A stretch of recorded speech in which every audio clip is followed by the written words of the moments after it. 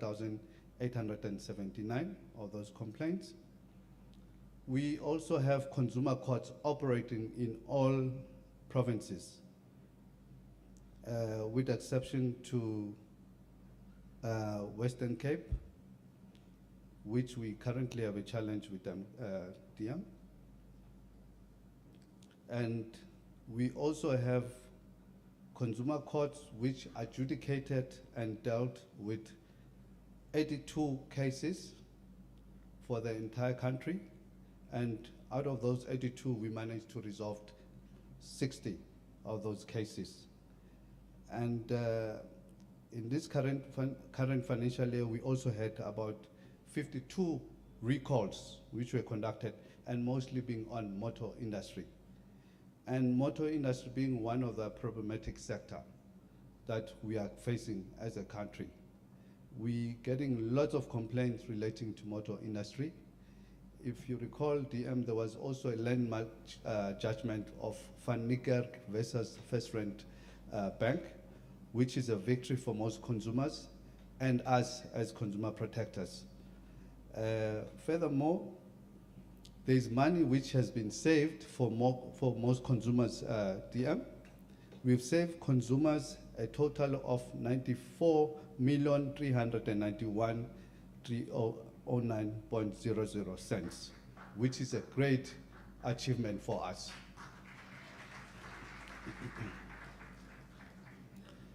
In turning the tides in the consumer space, I would also like to share the stats that we have conducted here at Limpopo.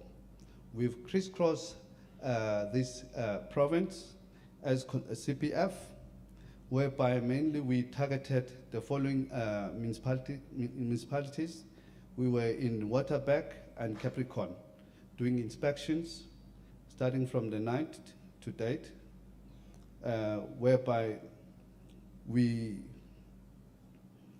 targeted the following sectors: the FMCG, the motor industry, renewable energy, electronics, and the financial sector. And in those inspections, we managed to inspect 89 of them. And out of 89 that we conducted the inspections, 46 were compliant and 43 were non-compliant. This is a serious challenge and raises serious eyebrows for us, DM. As I've indicated earlier on, the Consumer Protection Act was enacted in 2008. We are now at 15 years, but we still have businesses which are not taking us seriously and which are not complying with our legislation. We have issues around illegal foreign nationals owning tax shops, which are still selling expired goods. I think we have some pictures that are showing the work that we have done. We still have businesses selling expired food products, and some of the retailers, big giant retailers, are the ones which are actually supplying some of these tax shops with the expired food products. And we have some of the retail shops which are mushrooming, especially in Gauteng and KZN and Western Cape, specializing on selling the expired food, and which is a serious concern for us. So would actually like to make a recommendation in that regard. Ladies and gentlemen, we also have consumer education, which was conducted in various areas of Limpopo. We've been to colleges, we've been to the malls of Limpopo conducting these consumer education programs, because we can't inspect and shut down establishment without educating our people. Education is critical for us, including educating the businesses that are non-compliant. In KZN, we went to an extent of launching a voluntary compliance business pledge, because we always go with a stick approach where we penalized businesses and shut some of the businesses down. But this time around, we thought, let's dangle a carrot, where we rewarded some of the businesses which are compliant and issuing them with compliance certificates. So it's something that we actually encourage some of the provinces around the country to actually follow, and also encourage businesses to actually comply. Ladies and gentlemen, in terms of consumer education workshops, we've done 13 workshops and exhibition, and we've conducted 13 community locations covered around Limpopo, and there were 2,533 consumers which were reached and educated, which is a good achievement for us as CPF. Last but before I close, would like to make recommendations to the MEC and DM. Firstly, would like to encourage all provincial consumer protection offices to ensure that they amend and align our legislations, especially the CPA. Secondly, would actually like the DM and the MEC to assist us and intervene in bringing about the Cape provinces which are not part of this, specifically Eastern Cape and Western Cape. Would like DM to actually assist us in addressing this issue. And thirdly, would actually appeal to DM to support us as we launching the first World Food Safety Day, which will be held in KZN in July. An invitation will be issued to yourself, to your office.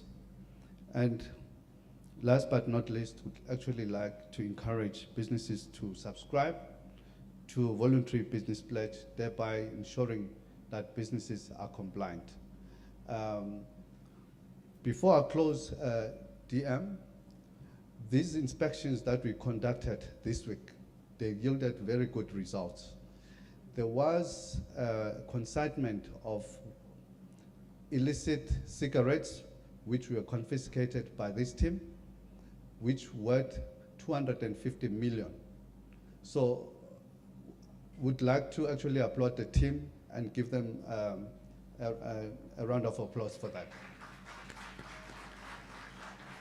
Ladies and gentlemen, would like to emphasize that this is a day that we commemorate and we celebrate as Consumer Protection Forum, and would like to encourage everyone to support this forum, and let's ensure that we protect the rights of consumers. Thank you, ladies and gentlemen.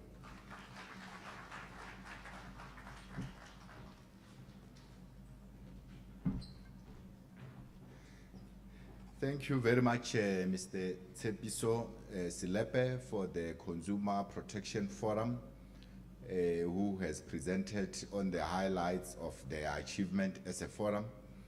I was rather surprised when he said that he has managed to save the consumer 94 million. We did not give him the round of applause. Can we do that, please?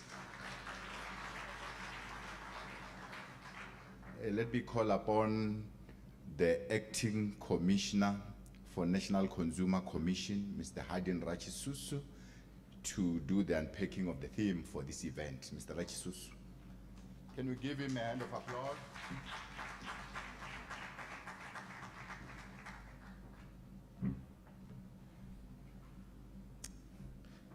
Thank you, program directors. Good morning, everyone. Let me thank our hosts for a well-organized World Consumer Rights Day commemoration. Let's give them a round of applause, please. They've done very well. Yesterday, our hosts from the University of Limpopo, I think I need to see him here, was boasting that after this event, there will be no other that will surpass this one. So you need to be the judge. I do not know if last year's host, Mpumalanga, will agree with this. And next year's host, the Northern Cape, have told me we should expect an even bigger event. This talks to how South African authorities value consumer rights and consumer welfare. Deputy Minister Honorable Zuko Kotlimpi, MEC for Economic Development in Limpopo, Honorable Chitereke Matibe, HOD, who is the Program Director. We have to acknowledge the Vice Chancellor. I think he has given us the venue. He has been very kind to us with his team. We had the Executive Mayor last night at dinner, Councillor Mamidou Bitefo, the Executive Mayor of Polokwane has welcomed us even in absentia. So we have to acknowledge this, because if you don't, you may never make it to Limpopo next time. I have here the Chief Director for Policy and Regulation at the DTIC, Mr. Marumo Nkomo, Director of the School of Law at the University of Limpopo, Advocate Mashele Rapatsa, representatives of the House of Traditional Leaders, heads of regulators. You have been acknowledged, all of you. I've seen all of you. Technical infrastructure institutions and ombuds, distinguished representatives of the consumer protection bodies and regulatory authorities. We have heard from the CPF. Members of the media, I believe we are here. And I'd like usually, Deputy Minister, if you allow, to hear from the students, because I would like them to receive this message. I hope there are students in the room. Do we have students, University of Limpopo? Oh, let's see the students. Come on, let's see the students. Okay, fantastic. You need to receive this message. It's a very important message for you. Distinguished guests, ladies and gentlemen, all protocol observed. I thought I should greet you extensively like this. I'll cut my speech very short. Because if you do not show gratitude to the hosts, they may never host you again, MEC. So even if I do not say much, but you should hear this message from us, a warm message from us of thanking you and the province. We've gathered here to commemorate World Consumer Rights Day in this beautiful province of Limpopo. And there's one thing I will say, MEC, that it's not Limpopo. So this is something I've been wanting to say. That it is not Limpopo, as I hear some say. It is Limpopo, the province known for its warm hospitality, exquisite tourism spots, agriculture, mining, and many more. And I come from here, MEC. Come from here, this is my home province. This year's theme, Turning the Tide Against Unfair Business Practices, shows the resolve of regulators, technical infrastructure institutions, and ombuds to tackle practices in the market that undermine consumer rights. This theme fits into the global theme, Safe Product, Confident Consumers, which we fully embrace and support. Today, I would like to unpack what this theme means in practical terms, why it matters, and what actions are required to ensure that consumer rights are not only recognized, but actively protected. The resolve of putting the consumer first was reignited on 15 December 2025 as the United Nations General Assembly adopted a landmark resolution establishing the first ever United Nations principles on consumer product safety. South Africa, together with Brazil, Costa Rica, Peru, Spain, and Sweden, sponsored this resolution. This is a decisive response to growing global risks posed by unsafe consumer products, particularly in the context of cross-border and online trade. The principles provide a global framework to strengthen product safety, promote international cooperation, and enhance consumer protection across markets. What is left now is for UN member states to implement these principles. It is through a coherent and coordinated framework that we can ensure consumers are adequately protected. The pressures and exploitation consumers face require all regulatory authorities to work in unison with a common goal of shielding consumers from exploitation. When South Africa hosted the G20 last year, and Deputy Minister, thank you very much for speaking at that event, the platform presented an opportunity to place the principles of solidarity, equality, and sustainability on the global agenda. We had a lot of stakeholders, the EU was there, COMESA, and many others. And it's very clear that the landscape is changing. We have to remain agile. There are a lot of unfair business practices that are there. I don't have to take you through all of these issues. I think these are concerns that the CPF and stakeholders that are here appreciate. We have also seen a lot of recalls, consumer complaints in the automotive sectors, the rising prevalence of expired foods, particularly in informal retail, and concerns around pricing of goods and services. There is also a spotlight on the food value chain. So for instance, the South African Human Rights Commission now, as I speak, has commenced a national inquiry into food systems of South Africa. The NCC, Competition Commission, and the DTIC will be making submissions along other stakeholders. I don't know how I'm going to make it there, but I have to make it. My slot is at 14:30, and I'm told they are on time. Let's reaffirm our commitment to safeguarding consumers and protecting the integrity of our economy. I think the CPF has already indicated the work that has been done, but I must say I challenge the CPF on numbers. I challenge you, because the numbers I see on an annual basis, they're just looking at NCC, CGSO, and MIOSA.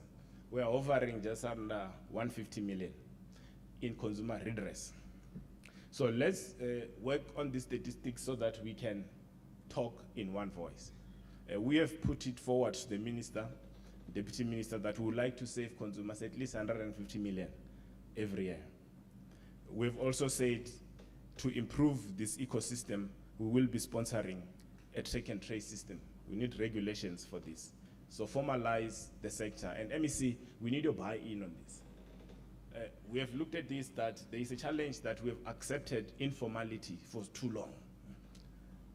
We need to start formalizing our businesses. That way, they will be able also to access export markets.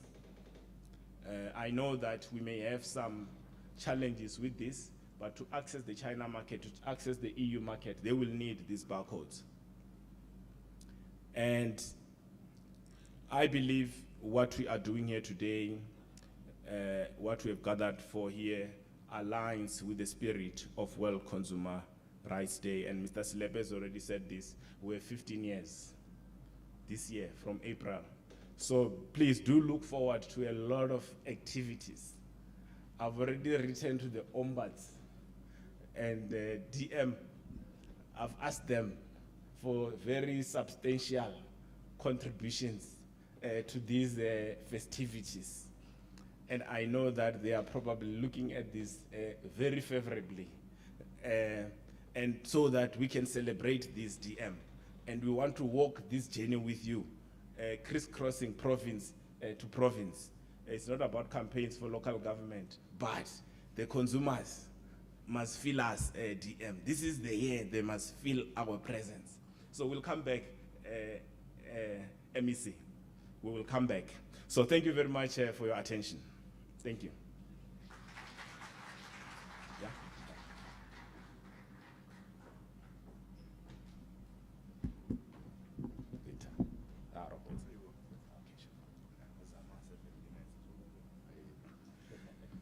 Thank you very much, Acting Commissioner Hardin Rachisusu. Can we give him another hand of applause?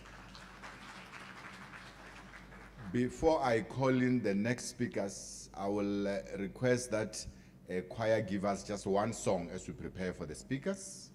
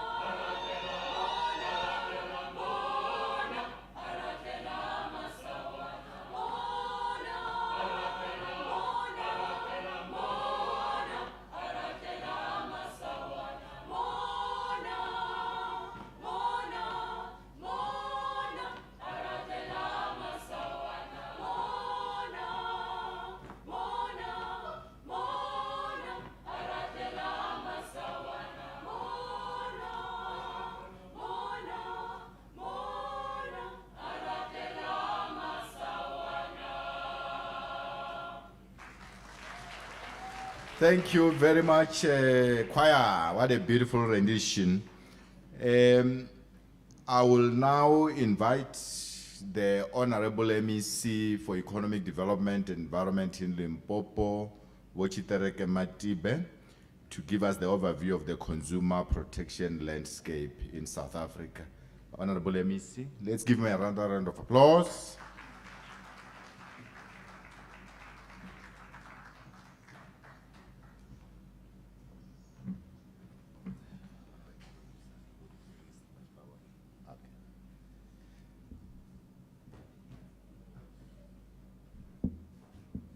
Thank you very much, Program Director. I didn't know that you are taller than me. I see it now. When I'm supposed to reduce the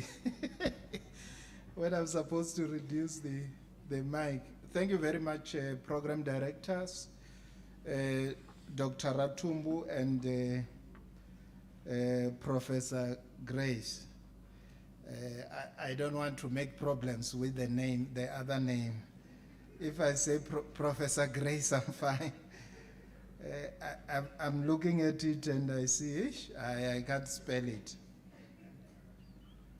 The Honorable Deputy Minister Zuko Kotlimpi, the Executive Mayor or the representative of the Executive Mayor of Polokwane Municipality, the representative of the Executive Mayor of Capricorn District, the representative of the Vice Chancellor, as well as the Acting Commissioner for National Consumer Commission, Raj Susu, representative of the National Consumer Tribunal, members of the Consumer Protection Forum, representatives of the academia, regulators, business, civil society, law enforcement, more especially your SAPS, your BMA, Home Affairs. We really appreciate your presence. You are one of our key stakeholders when we deal with these issues. Distinguished guests, ladies and gentlemen, good morning. Allow me this morning to convey on behalf of the Premier, Dr. Popira Matuba, our sincere privilege and honor for us as a province to be the host of this vital commemoration of World Consumer Rights Day 2026 under the fitting theme, Turning the Tide Against Unfair Business Practice. This global observance reinforces our efforts and encourages our persistence towards consumer protection and its regulatory exercise. It is a fundamental component of a fair and inclusive economy. South Africa has along the years embraced at a deeper level principle drawn from our international consumer protection guidelines, translated them into one of the most progressive consumer protection framework globally. Pivotal to this framework is the Consumer Protection Act, number 68 of 2008, which fundamentally transformed the relationship between consumers and suppliers. The Act established a comprehensive system of consumer rights that ensures fairness, transparency, accountability in the marketplace. Among key rights protected by this legislation is the right to fair and responsible marketing, right to honest and truthful information, right to fair and reasonable contract terms, right to safe and good quality goods and services, right to fair value and redress. While our legislative and institutional framework are robust, DM, the impact is implementation. We might have robust framework, but implementation remains the key challenge. Across the country, consumers continue to face various forms of unfair business practice, including deceptive marketing, the sale of deceptive goods, exploitative lending practices, the distribution of unsafe and non-compliant products. In recent years, we have also witnessed emerging challenges within our digital economy, including online scams, fraudulent service providers masquerading as legitimate businesses. Closer to home in Limpopo, we have observed recurring consumer complaints in sectors such as second-hand motor vehicle industries, where vehicles are sometimes sold with undisclosed defects, misrepresented conditions. We have also seen instances where vulnerable consumers are exploited through illegal lending practices, where lenders confiscate ID documents or SASSA cards in the exchange of short-term loans. These practices are not only unethical, but they are unlawful. They undermine consumer confidence, distort fair competition within the marketplace. Program directors, another emerging concern is the growing circulation of unfair, non-compliant goods within the market. In the past financial year, we have recorded as a country one of the highest number of product recalls. This issue has become particularly pronounced with the influx of alternative energy products during the periods where there were electricity disruptions. Consumers have the right to expect that products they purchase will not endanger their health, safety, and property.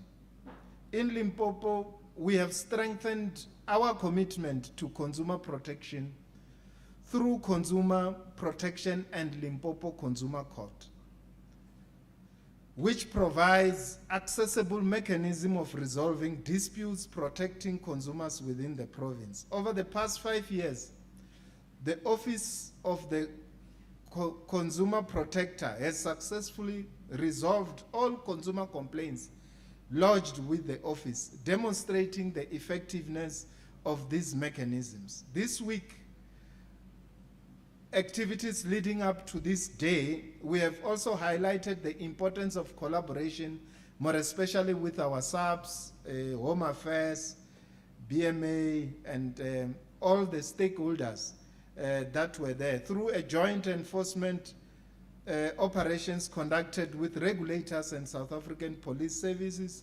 Several businesses in the province that failed to comply with consumer laws have been closed or fined.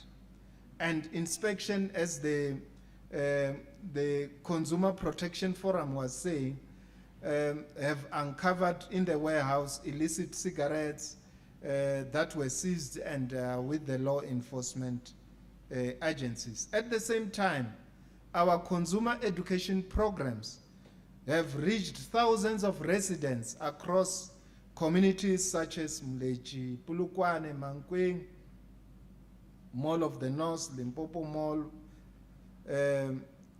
Pedi Mall, and many other malls across the province. These initiatives are critical because consumer protection ultimately depends not only on regulations, but also on awareness and empowerment.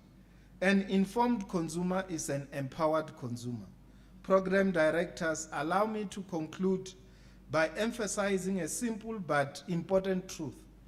A fair marketplace is the foundation for a healthy economy. When consumers trust that businesses will treat them honestly, they participate more actively in the economy. I will also then, before I move program director, have to deal with the second item, which is not there on the program, to present to you the Deputy Minister of Trade,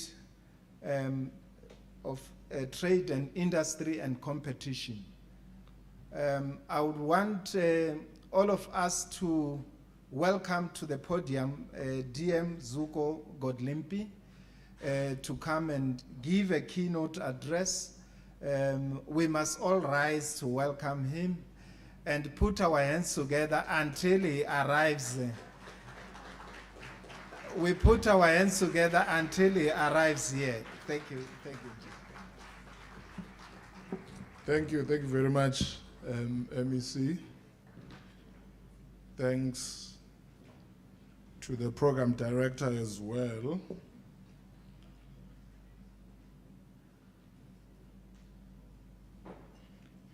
I should also say that I have a weakness for music.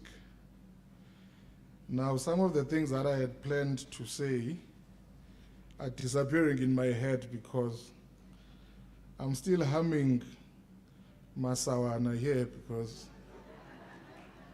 the choir did quite an impressive job. But greetings to the program director, the MEC, Mr. Matibe, and the head of department, Dr. Ratumbu, the acting commissioner of the National Consumer Commission, Mr. Hadin Rachisusu, and I suppose the shadow of the Vice Chancellor as well, and the representatives of the executive mayors of both Pulukwane and Capricorn District, the director of the School of Law, Advocate Mashele. I've accepted that we arrived on the worst possible day in a university campus when there's a Senate meeting. So most of the people we expected to have here are not with us. So I will greet the students who are here and the representatives of civil society and consumer advocacy organizations. ladies and gentlemen, good morning. It's a privilege to join you today as we commemorate World Consumer Rights Day for 2026, which is an important moment in the global calendar when governments, businesses, civil society, and citizens reflect on the role of consumers in shaping fair, transparent, and inclusive economies. Now, this day reminds us that markets must exist to serve people. Consumers are not merely participants in economic activity, they are the very foundation of economic systems. When consumers are protected, informed, and empowered, markets function more efficiently, competition thrives, and economic growth becomes more inclusive. This year's theme is about turning the tide against unfair business practices. Around the world, and here in South Africa as well, unfair business practices continue to undermine consumer confidence, distort competition, and place vulnerable households at risk. These practices take many forms. Consumers experience misleading advertising, they experience hidden costs, unfair contract terms, defective products, and poor after-sales service. In some instances, consumers find themselves locked into contracts they do not fully understand, or are pressured into financial commitments that place significant strain on already limited household budgets.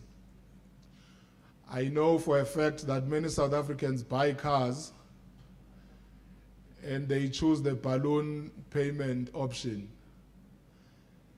And they get shocked when the balloon payment time comes, because they accept contracts without fully understanding what does this thing mean. So the bank comes and says, okay, you are finishing your installments, where's our 100,000? And you start asking, what 100,000 are you talking about? It's because the nature of the contracts that we get given and how they are structured, they are so convoluted that sometimes you are just eager to complete the process and sign and get out of there.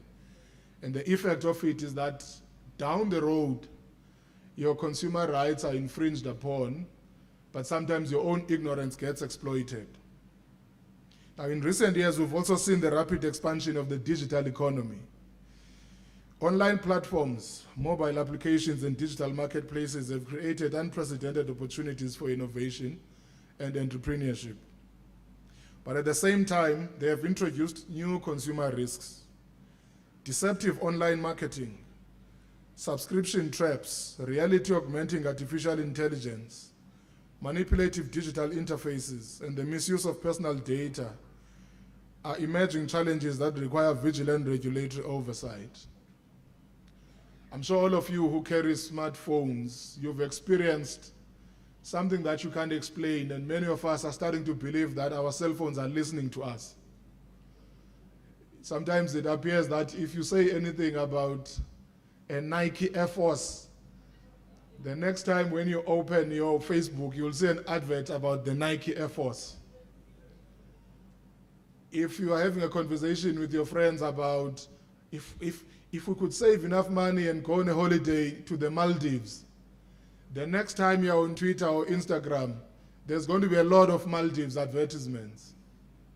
Now, all of this is reflective of the complexity of the consumer marketplace that we exist in. There are a lot of features on your phone that you simply press OK, approve, end, but you don't understand how much of your personal data you are actually deploying into the marketplace and allowing people to exploit at will. Now, whether your phone is listening to you or not, I'm not going to say it today. That's for the faculties of engineering and science to explain how algorithms work to you. Now, I'm making this point to underscore the fact that these consumer challenges are not abstract policy concerns. They are everyday struggles that we sit with. They affect the daily lives of ordinary South Africans much more than they affect you and I. When consumers are misled or exploited, the consequences are often most severe for those who are already economically vulnerable. Low-income households, rural communities, the elderly, and young consumers navigating increasingly complex digital environments are more vulnerable. Those of you who still have your grandparents or your elderly parents, or your brother, or your cousin, or whoever. A lot of the time when you go home, you find them asking you to help them sort out a problem on the phone. And if you look at what the problem looks like, it's an advertisement that came through on WhatsApp or something else. And they clicked OK, and the net effect of it is that they end up losing money. Some of them end up subscribing to ringtone-related things that are charging them money. You call your mother, there's some ringtone that you can't explain. It could be a hip-hop song, and you know for a fact that this woman knows nothing about hip-hop. It could be a Amapiano song. It doesn't make sense. How did this person choose this to be their dial tone? But it's because it came through their phone and they pressed some button there. And they ended up subscribing to this thing that is consuming 7 rands a week of their airtime.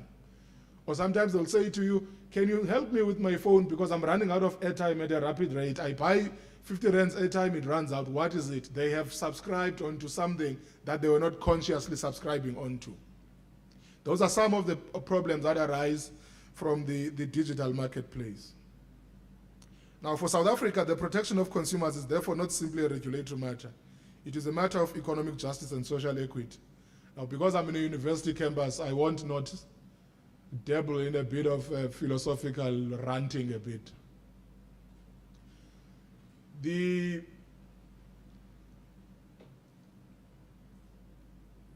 Department of Economics and the Department of Philosophy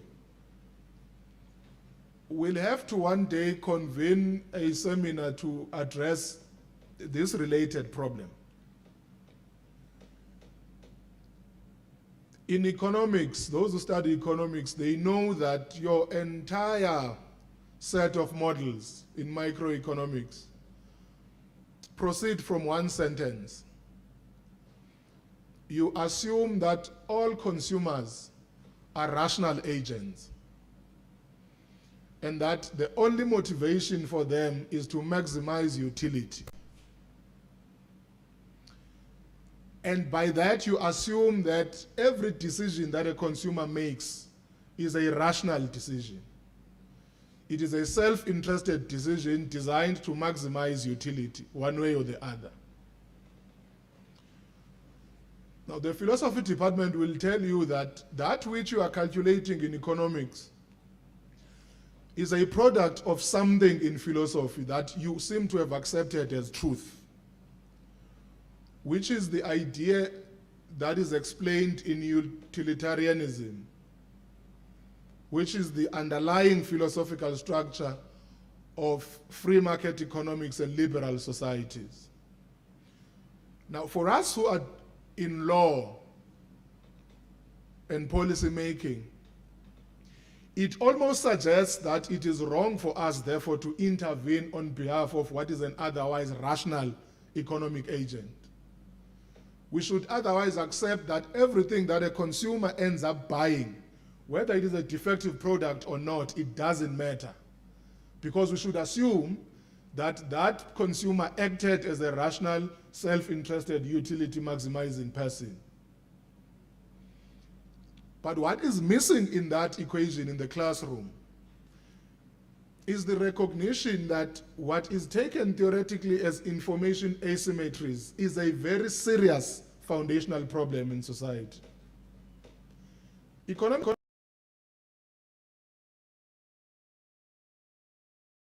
choices that they want to make. But it also assumes that all of us are at the same level of consuming information.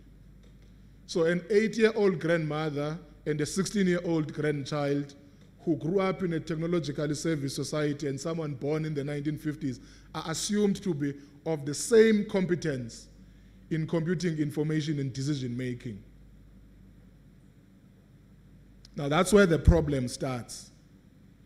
That what is theoretically assumed to be true in the classroom doesn't hold in reality. And because of those gaps between theory and practice, the scope for us as regulatory bodies to intervene gets created. Now, all of this becomes much more complicated in a world that is increasingly being shaped and reshaped by artificial intelligence and artificial agents. Because even those of us who are doctors, Dr. Atumbu, and you, Professor Bajugu, your PhDs might not save you from the problems of artificial intelligence. Because increasingly, the distinction between what is real and what is artificial is becoming blurred. So even the most sophisticated consumer is now vulnerable to deception. Deception is no longer about a shop owned by the people we call, oh my friend, putting food that is expired on the shelves. It also includes us being trapped into what appears to be true and legitimate and buying into it only to discover that it is false advertising because the very thing you saw there did not exist. In an earlier session, I made an example that I saw something that I thought was both hilarious and disrespectful. On social media, I saw a statue of President Nelson Mandela dancing. And if you looked at that statue, it truly looked like it is Madiba dancing. And he's not doing the Madiba dance that we knew him for. He's doing these weird things that the youth are now doing. And an unsuspecting person would have wondered, when did President Mandela learn all of these things? But that was symptomatic of a larger problem that is growing. It is very possible these days to see on Facebook a video of President Ramaphosa advertising a product. You hear the President of the Republic speaking in his voice. It looks like him saying, as the government of the Republic of South Africa, we encourage you to invest in this Ponzi scheme, and. An average South African who's not aware of these problems might be convinced that the president has told them to invest in this thing and therefore they do it. And you will start getting a high number of people who say, I invested my pension in that product because the president told me to do it. So the question arises, therefore, for us as regulators.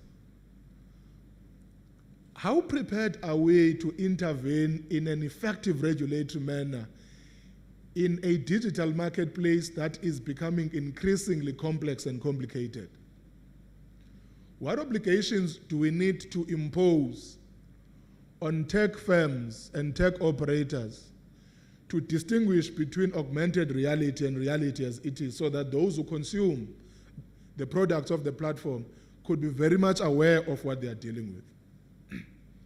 I'm raising all of these in a university campus in order to suggest that, as opposed to treating artificial intelligence as the domain of the sciences, the universities need to start accepting that humanities and the law faculty have an obligation to provide strategic insights to their students to better help society to countenance the problems that are arising in the age of artificial intelligence. That includes producing graduates with the conceptual capacity to understand what is it that needs to be done to produce better artificial intelligence or better artificial agents that are responsible in how they produce products for the consumer market. I'm saying all of this because our country's constitution places human dignity, equality, and fairness at the center of our democratic project. Now, these constitutional values must also guide the way our markets operate. An economy that allows consumers to be exploited or misled is inconsistent with the vision of a society founded on fairness, accountability, and the rule of law. It's one thing for the Constitution to oblige us to run a fair and just society. It's another for us to develop the tools and instruments to bring about fairness and justice. Which means those of us who are sitting in positions of privilege and authority have a duty to upgrade our own levels of knowledge and know-how in order to better arm the rest of society to respond in an effective manner to an increasingly complicated world. When I was still a student, the world we live in now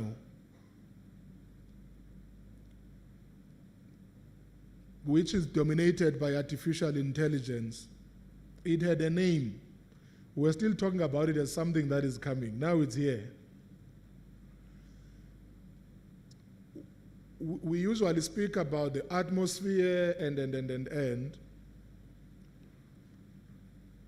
But something is happening when the digital sphere and the biosphere are being merged into one thing.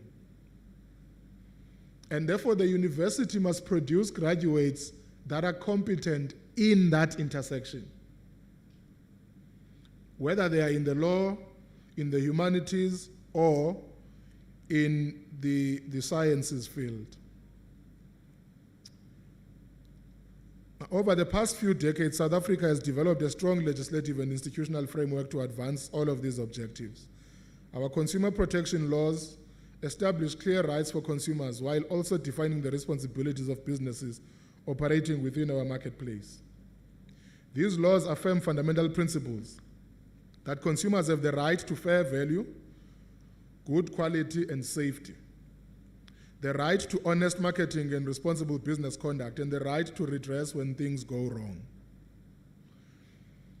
In the past 2 weeks or so, the University of Free State published a research study around the safety of sanitary pads. In their study, they made an observation that suggests that there could be toxins in pads that are available in South African shelves. And some of these toxins could be cancerous. Now, there is no single human being who walks into a shop armed with the scientific technique of testing whether the product they're about to buy is cancerous or not. We all take it in good faith that that which we buy from a shop has been rigorously tested and therefore is safe to use. When information such as this one comes up, it's very worrying, because it means all consumers in South Africa are therefore vulnerable to consuming products that will harm them. Now, of course, the department and the Department of Health, working together with the National Consumer Commission and the South African Bureau of Standards, have reached out to the University of the Free State to understand exactly what is it that they observed, and to also run our own tests to determine whether that which is said there holds in reality or not. And if we were to determine that truly these defects exist, we would have to action a product recall that would be maybe the biggest in the history of all recalls that we've ever done. But that would have to include us thinking about where else could we source these products in the meantime, so that we don't create another hygiene crisis for South African women at the same time. But again, we will have to do the testing to be sure that the study is on the money, and we've already started with that work. Now, that is why the role of the National Consumer Commission is very critical. It is not just about consumer welfare in the sense of prices. It is also about consumer welfare in the context of a public health crisis that could arise. There was a period when we were all suspended from eating quarters and magwinya and the likes because of listeriosis and polony and. And many people were not happy with us because we affected their lunch boxes. many children at school could no longer have access to what they would buy during lunch break and so on. So the work of the National Consumer Commission is not always popular, but it is very vital, it is important. We have to do things sometimes that will not appear good in the short term, but they are necessary in order to safeguard the health of everyone.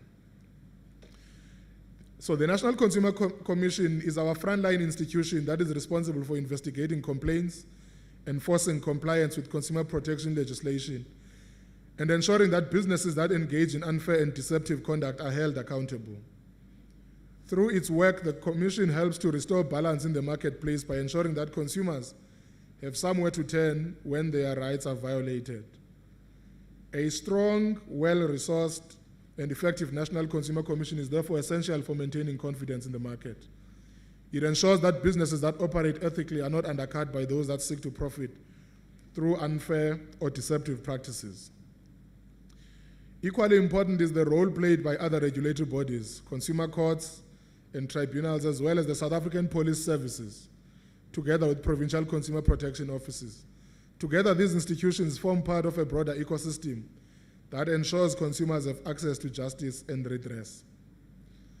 But you know, sometimes consumers themselves are a problem. Early in the morning, I was speaking in the portfolio committee about alcohol consumption in South Africa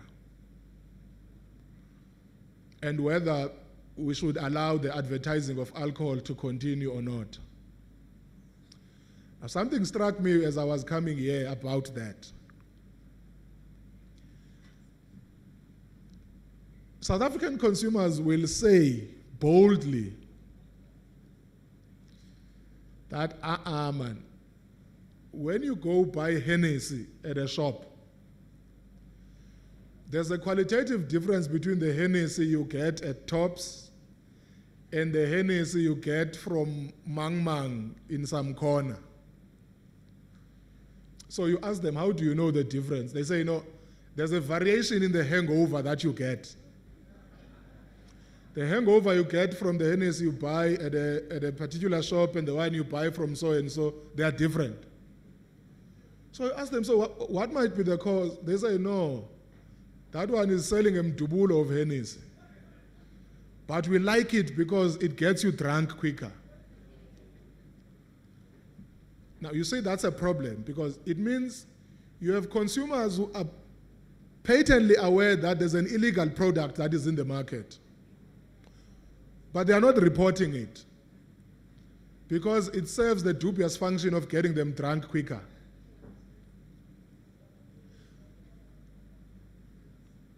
When the police are intervening sometimes to close down an illegal liquor establishment, who are the people who are moaning behind the police? It's consumers.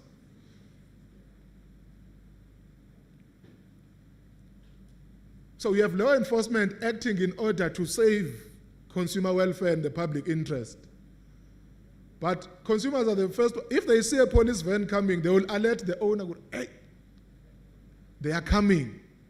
Then the owner will close down. When the police arrive, there's nothing to show. The unintended consequence is that you are retaining in circulation goods that are harmful to your own welfare.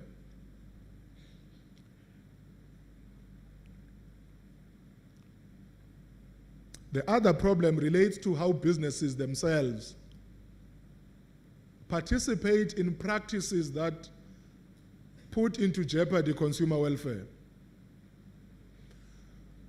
The circulation of expired goods or goods that are nearing expiry is a profitable business because the ones who buy it, they buy it at a significantly discounted rate because the wholesaler is trying to get rid of that stock. Now, as opposed to getting rid of that stock at a zero price point and destroy it, they will sell it to whoever is willing to buy it at a significantly discounted rate. When the business person is now reselling the stock to consumers, they are able to realize a very high margin. from the retail price they got and how they pass it over to consumers. It improves your earnings as a business. But it becomes a catastrophe when children are eating expired food and they die. They land in hospital. And then we'll have no choice but to intervene by closing down your operations and arresting you for murder. So what you think of as an accounting and profiteering exercise has the possibility of landing you in hot water as an act of murder. So our retailers, especially in our communities, must avoid the temptation of acting as a dumping zone for goods that massive retailers can no longer keep on their shelves. And we are forcing the hand of government to increase the regulatory requirements for you to be licensed. We don't want to make you to sign 101 forms before you can open a business. But we are constantly struck by the need to make a choice between reducing regulatory burdens and protecting public health concerns on the other hand. So we are going to blame us and say, no, this government is making us sign this, that, and the other. There are always inspectors. There are always police harassing us. The ease of doing business in South Africa is terrible, and. But in reality, we are responding to bad business practices on your end. Now, another important pillar of consumer protection is therefore consumer education. When individuals understand their rights and responsibilities, they are better equipped to make sound decisions, identify unfair practices, and seek appropriate redress. Therefore, government, regulators, universities, and civil society organizations all have an important role to play in expanding consumer education initiatives. These efforts are particularly important in rural communities and among young consumers entering increasingly complex financial and digital marketplaces. As we reflect on the theme of turning the tide against unfair business practices, we must recognize that achieving this goal requires collective action. On our part as government, we will ensure that regulatory frameworks remain robust, responsive, and capable of addressing new challenges. Regulators must be empowered to enforce the law and effectively and decisively curb these practices. Businesses must commit to ethical conduct and compliance. Civil society bodies must continue to advocate for consumer rights, and consumers themselves must remain vigilant and assert their rights when they are violated. If we succeed in working together, we can create a marketplace where fairness is not the exception but the norm, where consumers are treated with dignity and respect, and where businesses compete on the basis of integrity, innovation, and value. Such a marketplace is not only good for consumers, it is good for our country, and it is good for our democracy. Let us strengthen our institutions, deepen our partnerships, and continue empowering South African consumers so that they can participate confidently and safely in the marketplace. Together, we can indeed turn the tide against unfair business practices and build a more just, inclusive, and prosperous economy for all. I thank you very much.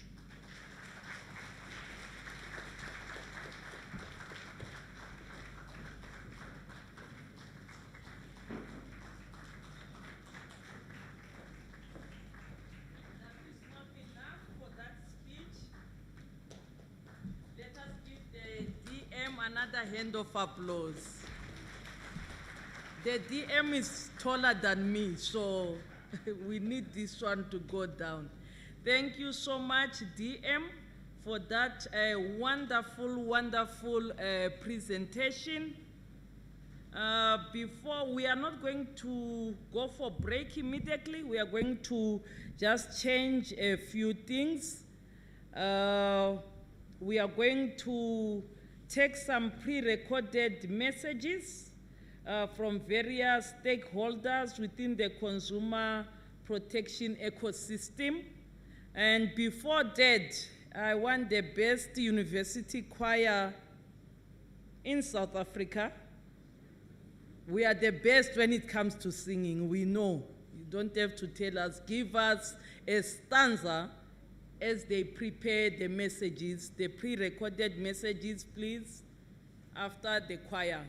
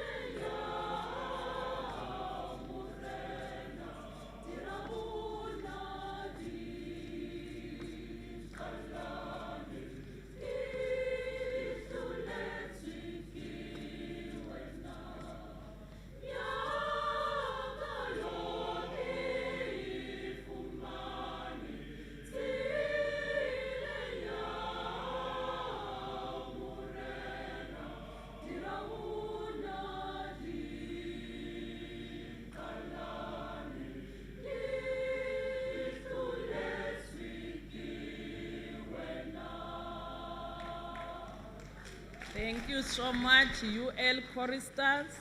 The message is ready. The pre-recorded messages. Oh, yes, thank you.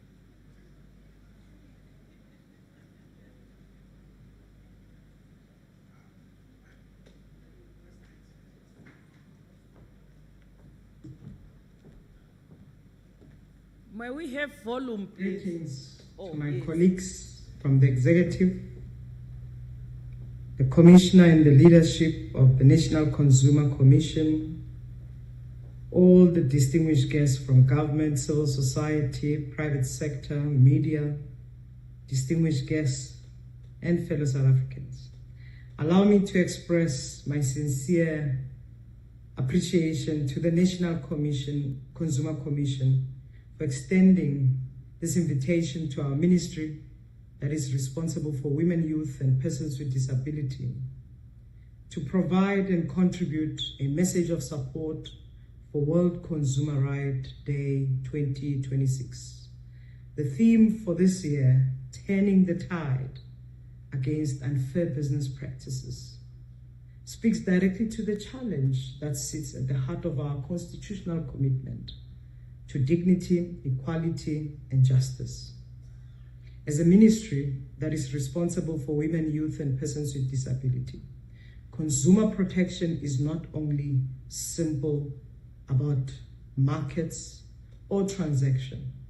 It is a fundamentally important point that focuses on protecting people, particularly those who are most exposed to exploitation in our economic system. Women who carry the economic burden of households, young people navigating uncertain economic futures, persons with disabilities who often face structural barriers to participate in the market space. The reality is that unfair business practice do not affect all consumers equally. They target those who have the least information, the least financial cushion, and the least access to legal recourse. When misleading advertising, exploitative contracts, or unsafe products enter communities, it is often women-headed households, young people, persons with disability, or poor families who bear the highest cost. But today, the nature of consumer exploitation is evolving rapidly. Across the world, regulators are increasingly warning about unfair practices embedded directly into the digital architecture of the modern marketplace. These includes manipulative design tactics, often referred to as dark patterns, where online platforms hide the real cost of products, make subscriptions difficult to cancel, or push consumers into quick decision through artificial agencies. These practices are not accidental. They are carefully engineered to influence behavior, and they often target those who are already economically vulnerable. One of the most concerning emerging risks today is a rapid rise of online gambling platforms. These platforms are increasingly advertising on the digital space that young people frequent social media platforms, gaming environment, and streaming services. Sophisticated algorithms now track online behavior and deliver highly personalized advertising and promising quick financial gains. But behind these promises often lies a cycle of debt, addiction, and financial loss. Globally, young people between the ages of 18 to 34 are now fastest growing demographic engaging with online gambling platforms. In some jurisdictions, studies suggest that it's over 40% of young adults have interacted with online betting application in the past year. For many young people facing unemployment and economic hardship, the illusion of quick money can be dangerously seductive.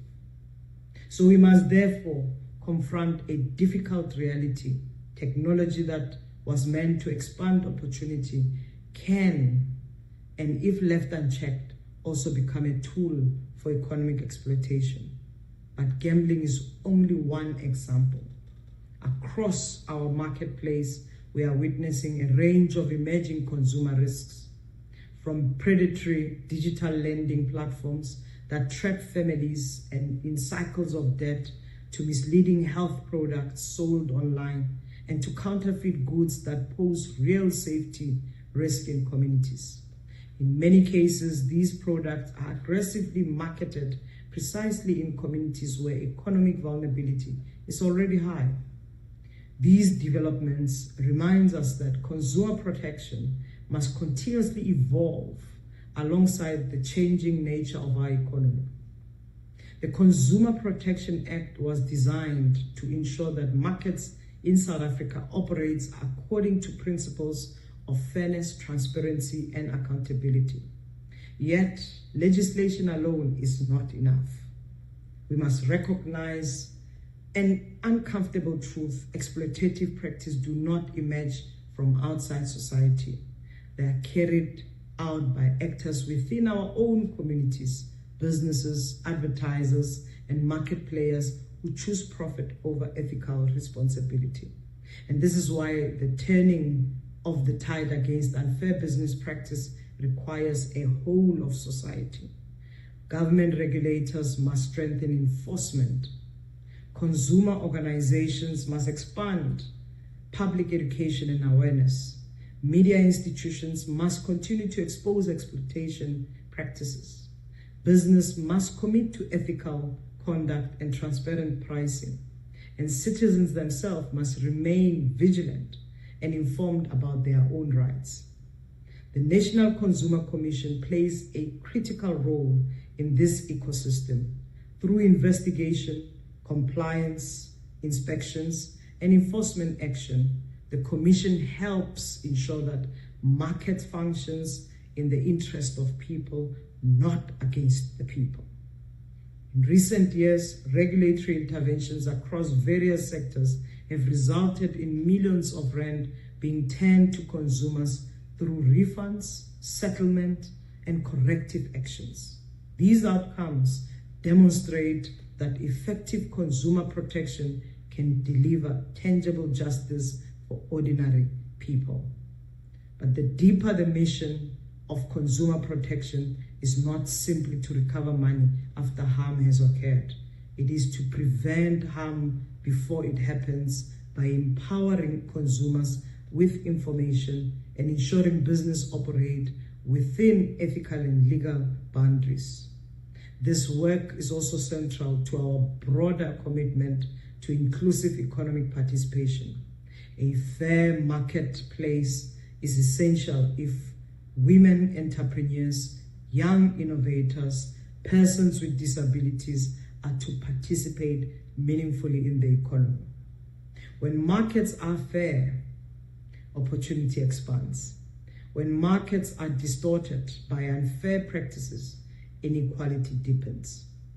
So as we mark World Consumer Rights Day this year, we must therefore affirm a simple truth. Consumer justice is also a social justice. Protecting vulnerable consumers strengthens trust in our markets, reduces inequality, and contributes to a more inclusive economy. So let us therefore use this moment not only to raise awareness, but to renew our collective responsibility. Together, government, regulators, businesses, and civil society and communities, we can ensure that our markets are not spaces of exploitation, but spaces of opportunity, dignity, and accountability. Allow me to conclude with the words of renowned consumer rights advocate Ralph Nader, who reminded the world, and I quote, "Consumers by definition includes us all. They are the largest economic group affected and affecting by almost every public and private economic decision," close quote. So let us ensure that the interests of the largest group, the people, are always protected. This government, under the leadership of President Ramaphosa, fights to ensure that the rights of persons are protected and society and the public is prevented from harm. We are here as a ministry and we will continue with the partnership. I thank you. Hello everyone, my name is Sugati and I am the Ombudsman at the Consumer Goods and Services Ombudsman Office.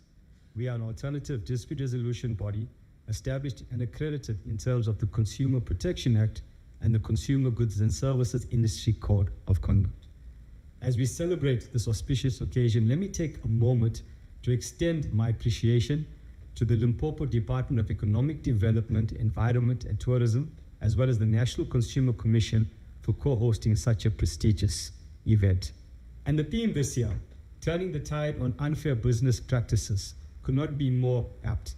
In fact, what it does is that it gives us an opportunity to reshape our thinking, to look back, and to reaffirm our commitment as regulators, as policymakers, as industry, manufacturers and retailers, and quite frankly, everyone across the supply chain process, in order to reaffirm their commitment to transparency, fairness, and most of all, accountability.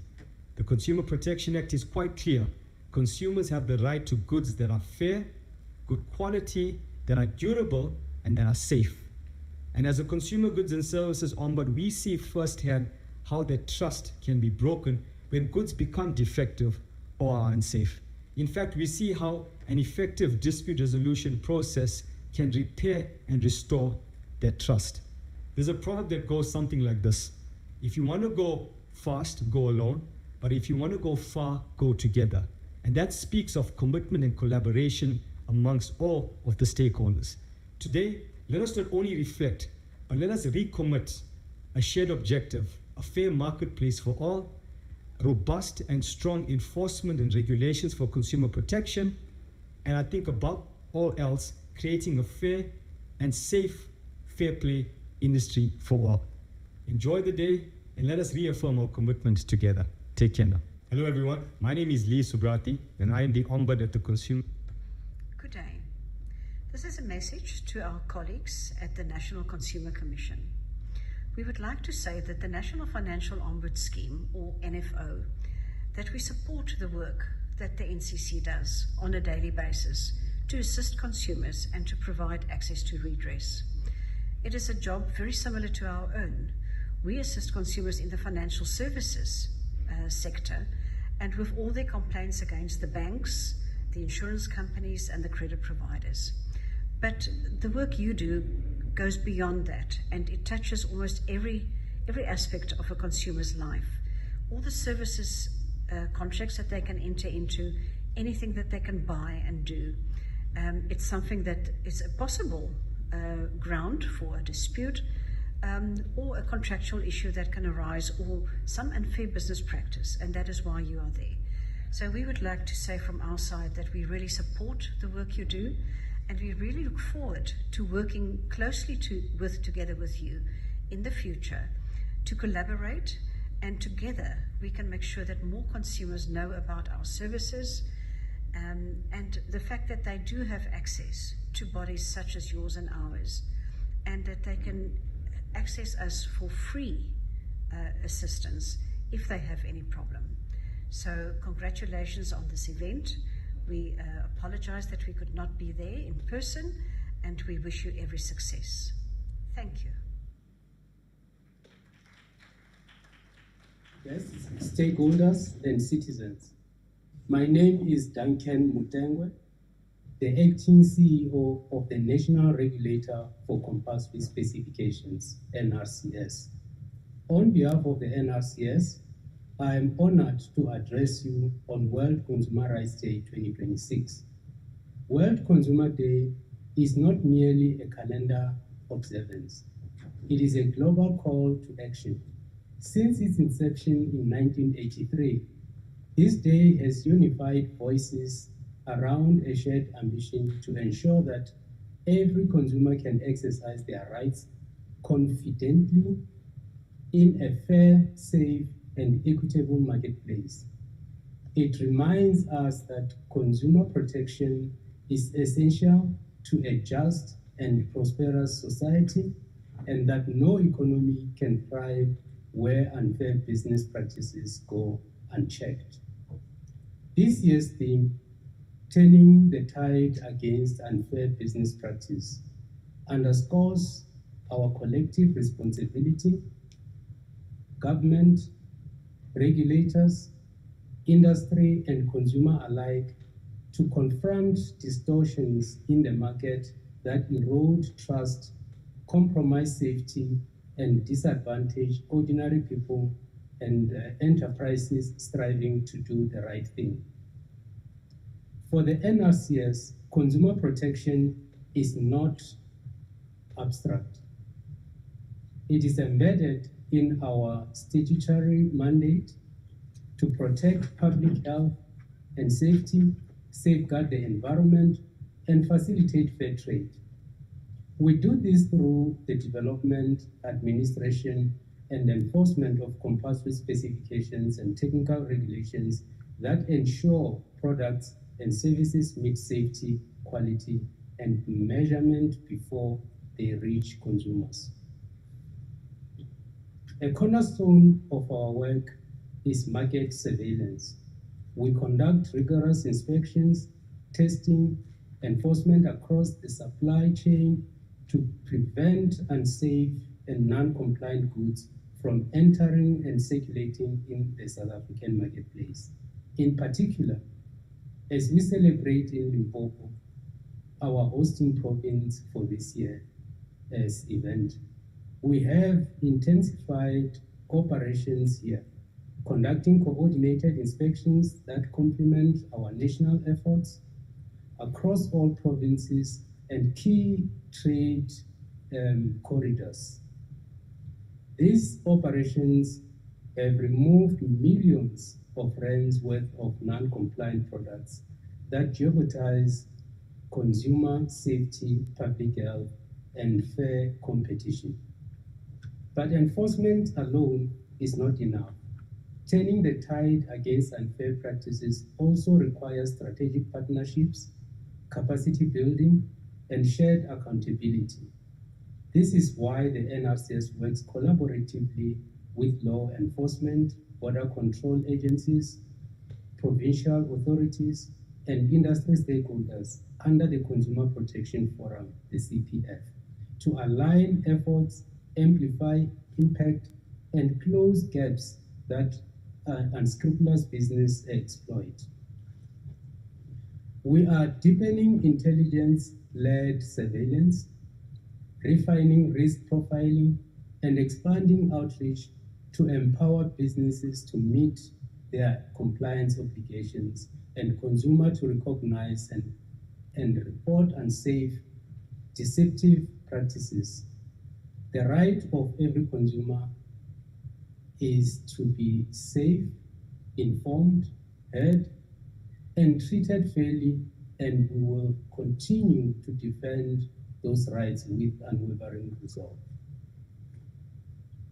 Looking ahead, we commit to leveraging innovation, data, and strategic foresight to respond proactively to emerging unfair practices, whether in traditional sectors like the automotive and other regulated products, or new areas such as imported energy, technology, and digital marketplaces. On this World Consumer Rights Day, let us redouble our collective efforts to hold bad actors to account, evaluate standards for transparency and accountability, and build a marketplace where consumers can transact with confidence, dignity, and trust.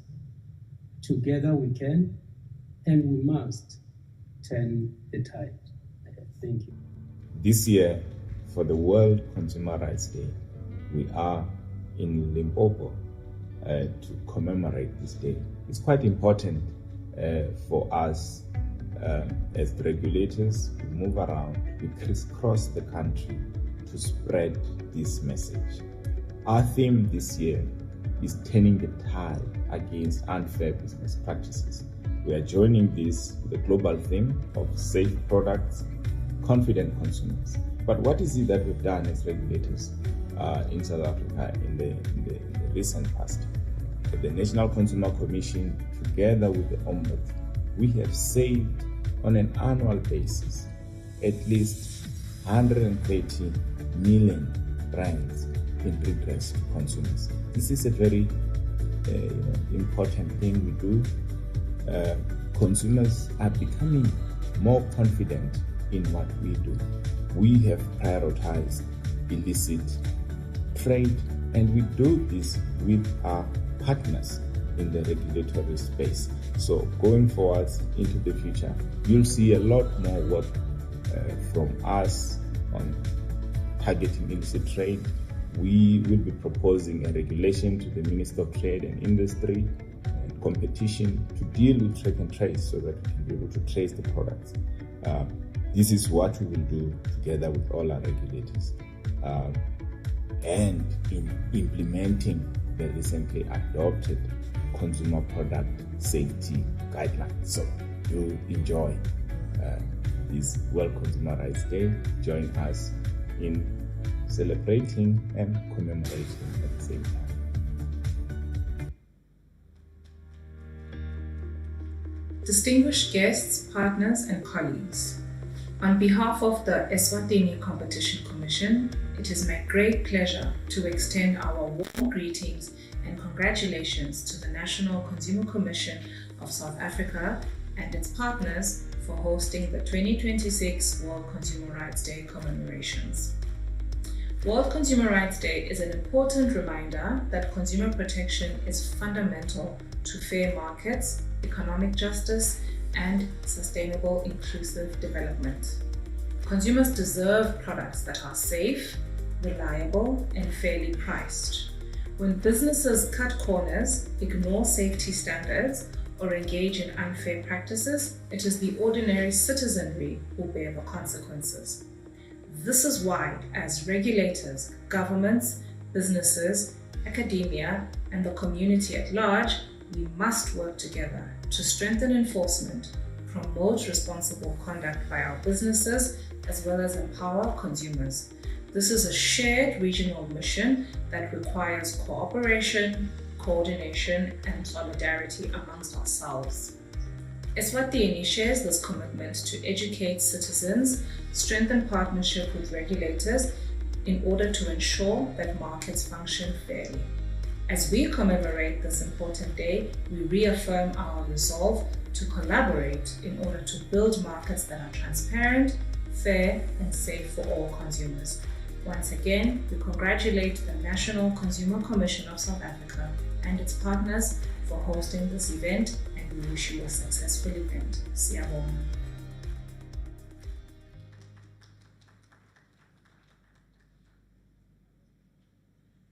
Good day, South Africa.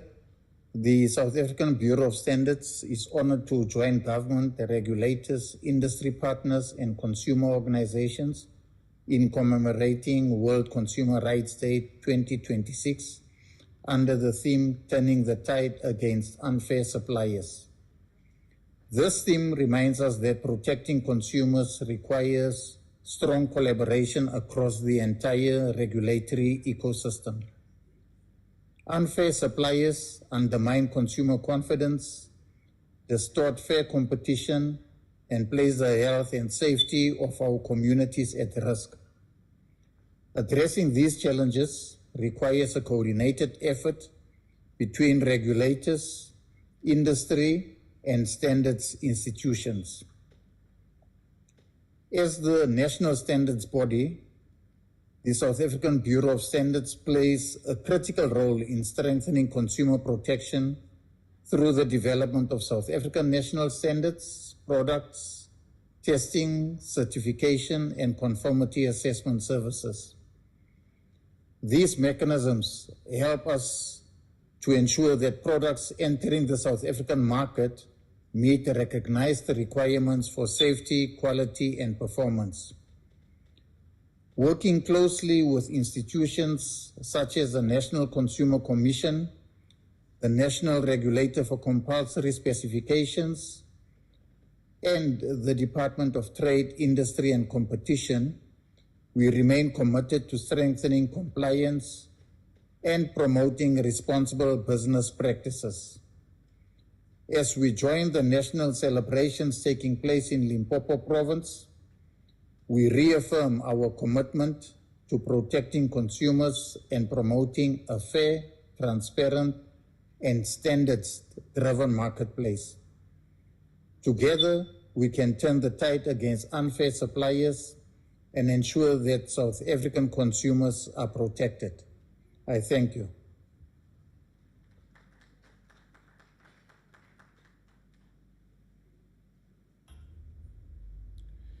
The Program Director, Dr. Mathuds Rathumbu, the Vice Chancellor and Principal of University of Limpopo, Mr. Mabelebele, the Deputy Minister, Trade and Industry, Mr. Zuko Godlimbi, the Honorable MEC Economic Development, Environment and Tourism, Honorable Chiteka Ramatibe, the Executive Mayor of Capricorn District Municipality, Councillor Mamidi Petefo, the Executive Mayor of Polokwane Local Municipality, Councillor Johnny Mpe, the CEO of Council for Debt Collectors, Advocate Andres Cornelius, colleagues from the National Consumer Commission and its stakeholders, colleagues, ladies and gentlemen. I am Tukwe Solim Makula, the Chairperson of Council for Debt Collectors. It is with great pleasure and honor that I attend this august occasion and to share the message of support on behalf of Council. As Council, we stand in firm support of all efforts to turn tide against unfair business practices. Ethical conduct, transparency, and accountability are not optional ideals. They are the foundation of a sustainable economic growth and public trust. By challenging exploitation, rejecting corruption, and promoting fair competition, we help to create markets that works for everyone, not just a few. This is our moment to lead with courage, to choose ethics over expediency, and to build a future where success is earned fairly. Together, through collective action and principled leadership, we can build business environment that rewards integrity, protects the vulnerable, and drives inclusive prosperity. I wish you all a successful conference, and I thank you. Good day. I thank the National Consumer Commission for bringing us together for this important consumer protection forum. Media, Turning the tide against unfair business media, may we this message and allow for a leg break, please. We'll take the last 3 messages later on. A leg break for 5 minutes, please. Let's keep to time. Hygiene break. Thank you.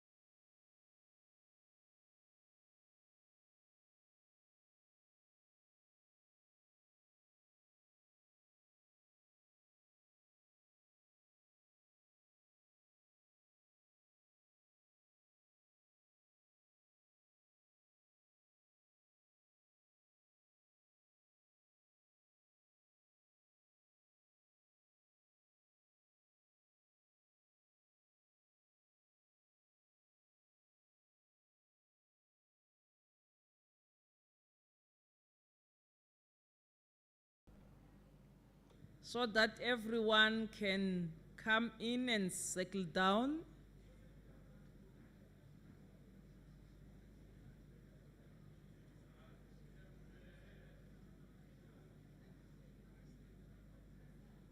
Nginithembe kanje.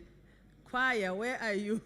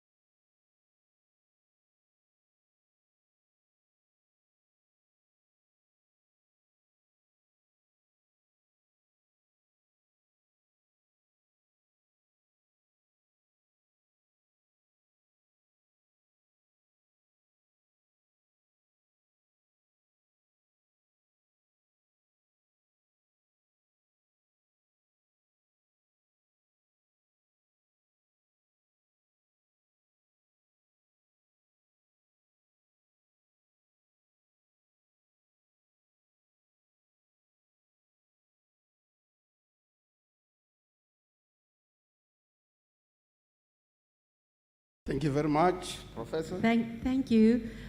My name is Gerda van Niekerk, and I'm a lecturer at the University of Limpopo. So we, the hosts here, with all the other lovely people that came to visit us. So my job is to teach students about various legal subjects, and we are going to specially introduce a new subject under the leadership of Advocate Mangambi there on the podium, in consumer law. So that's a big ideal that we hope to achieve next year. So to start training students in this, and also in that way bring out the message from the CBA. Thanks. All right, thank you very much. Kombrava Bandele Swanta.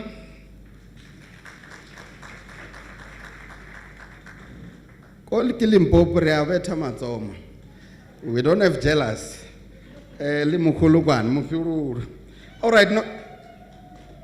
Oh, thank you. I love that. All right, thank you very much. My first question, I'm going to give a minute, 30 seconds to each one of you. One of the issues that we face as consumers, like we've said, we are going to try to curb this issue of unfair business practices. My question is, we have got CPA, we have got laws that regulate. What is the single biggest failure in our consumer protection system that allows unfair business practices to persist? The issue is persistence. Today we have got this problem. When we wake up the following day, there is another one. In a minute, I will give it to you. The biggest issue we're finding at the moment at the tribunal is in relation to vehicles. But I must say, it was said earlier that this new Fanica case came out, and it was a really big, it was a landmark case that was released in and around December. And what it effectively had done is it brought in a second respondent into a case, being the bank, as the credit provider, but looked at it as a supplier. Now, why I've raised this is because specifically this morning, the tribunal has issued out a postponement ruling where they postponed a matter for the credit provider to be included as a second respondent in a case and joined to that matter. So, you know, that is, the motor vehicle industry was one of the biggest cases, and I think that this Fanica case and the way it's going to be applied will sort it out as time goes forward. Thank you very much. You each have, if you want to give this time to me, I can use it. Go ahead. Okay, from my side, I think what causes this persistence could be two things.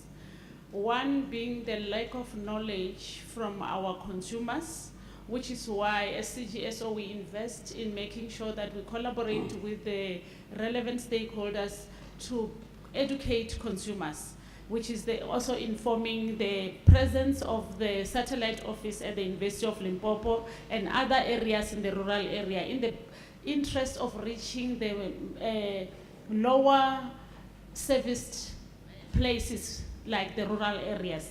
But secondly, it's non-compliance from the businesses.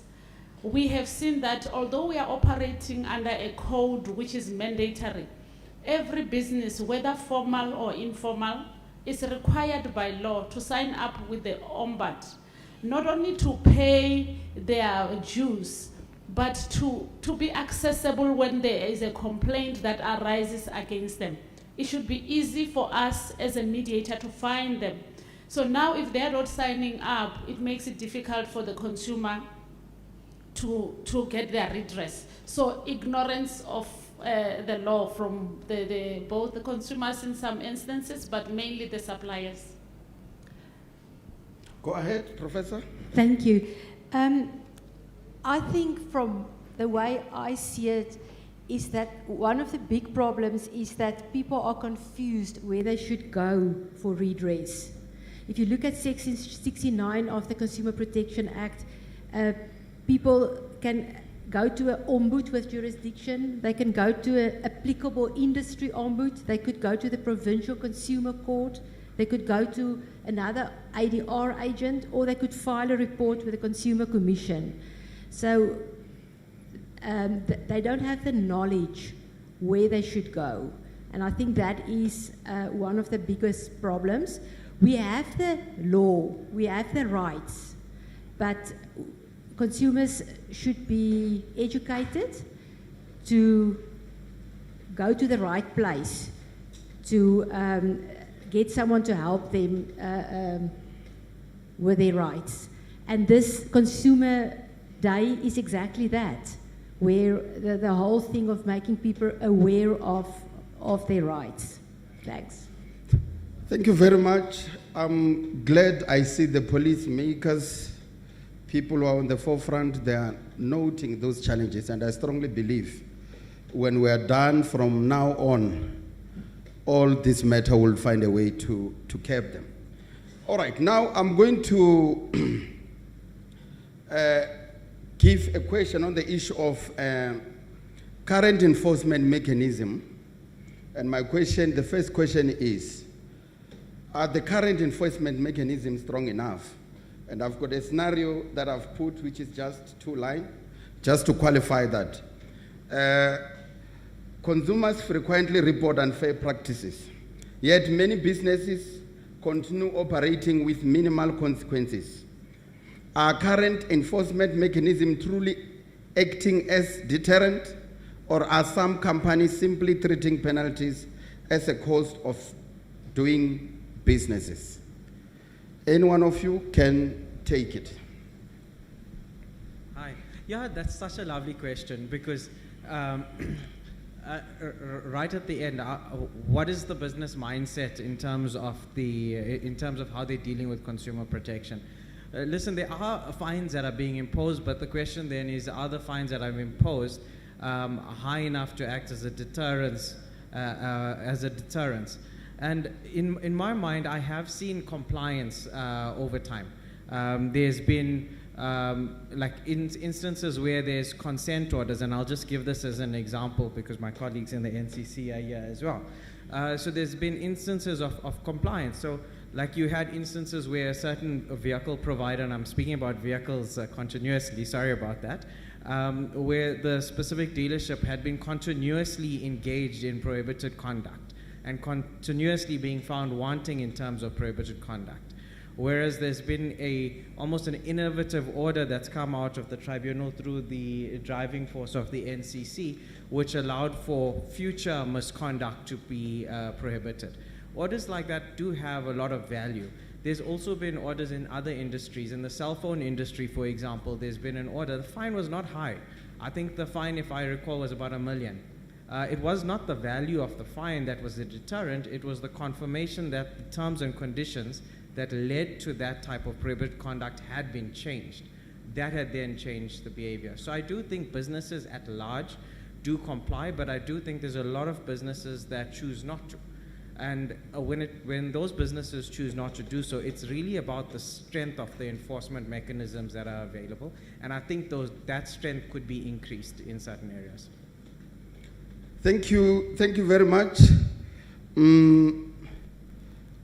As the choir was singing, so regulators are saying to me here, we are many and we are more than 40, and they said I should ask you this question. Do regulators have enough resources and investigative power? They said I should ask. I'm from the tribunal. We're not really a regulator, we're an adjudicator. So yeah, from our perspective, I believe we are sufficiently resourced for the function we're fulfilling. But I can't speak to the regulators. I'm speaking specifically to my entity here. All right. Do you want to take that, madam? So I would also, I can't speak on behalf of Big Brother. Like, we are not the regulator, we are the ADR, right. But we do report to the National Consumer Commission. All right. If I was to respond to the issue of whether we have or there are enough powers, I think as an ADR, I think we've been given the powers because our constructs give us the opportunity to mediate. We have the code, which is compulsory. We are able to apply the code, and we are using mediation. Only when the mediation fails, then we pass on to the regulator. All right. Yeah. No, thank you. The reason I was posing that question on their behalf is because if you are regulators and you don't have enough resources, I think that can impact how you investigate your matters. That can also impact how efficient, because that need money. All right, my second one. If you cannot answer it, allow me to go to the next. Are there cases that should have resulted in a stronger penalties in your own experience? Sorry, just repeat that question. The question is, are there cases that should have resulted in a stronger penalties with the experience that you have? Listen, so we're an adjudicator, I'll repeat that. So we have this need to balance. So the CPA imposes, or the NCA imposes strict basis for which we need to issue an administrative fine on. There's about 7 or 8 criteria that we have to consider, including economic criteria, including employment criteria as well. So it's very difficult. For me, I think that the fines have been just. I think in this year, you found that fines had been more than the previous years. And I think it is moving towards a good balance between the amount of fines and the need for also managing the economic situation that we deal with. All right. Thank you very much. Like I've said, there is no way we can curb these unfair business practices. We need to give an honest assessment. And so far, I'm quite very happy with the answers that you're providing. All right, and my next question, I'll qualify it. And this one, colleagues from Solomon Dale, Hamutiba, meant where we went. They want to know. The public often perceives the regulators' process as slow and inaccessible. Is the system of investigations, referrals, and tribunal adjudication delivering justice quickly enough for ordinary consumers, particularly those that I've mentioned that we were with yesterday? And the question, I'm going to pose it for 2 of you as I'm going to the professor. Yeah, I think I'm happy to start. I think there is a gap. I agree that there's a gap. Hence, from our side, we have, on an annual basis, when we receive complaints of about 12,000 cases that we receive per annum, we have been able to follow through to check where do these complaints come from. And we see that in the underserved areas, like the rural areas, less complaints. And we don't believe that it's because they don't have complaints. It's probably the limitation of access. So our installation of these satellite offices in collaboration with the academia, legal aid clinics, is to try and bring the service closer to the people. So we see that in Limpopo, over the years, it's only 3% of that 12,000 of cases that come from here.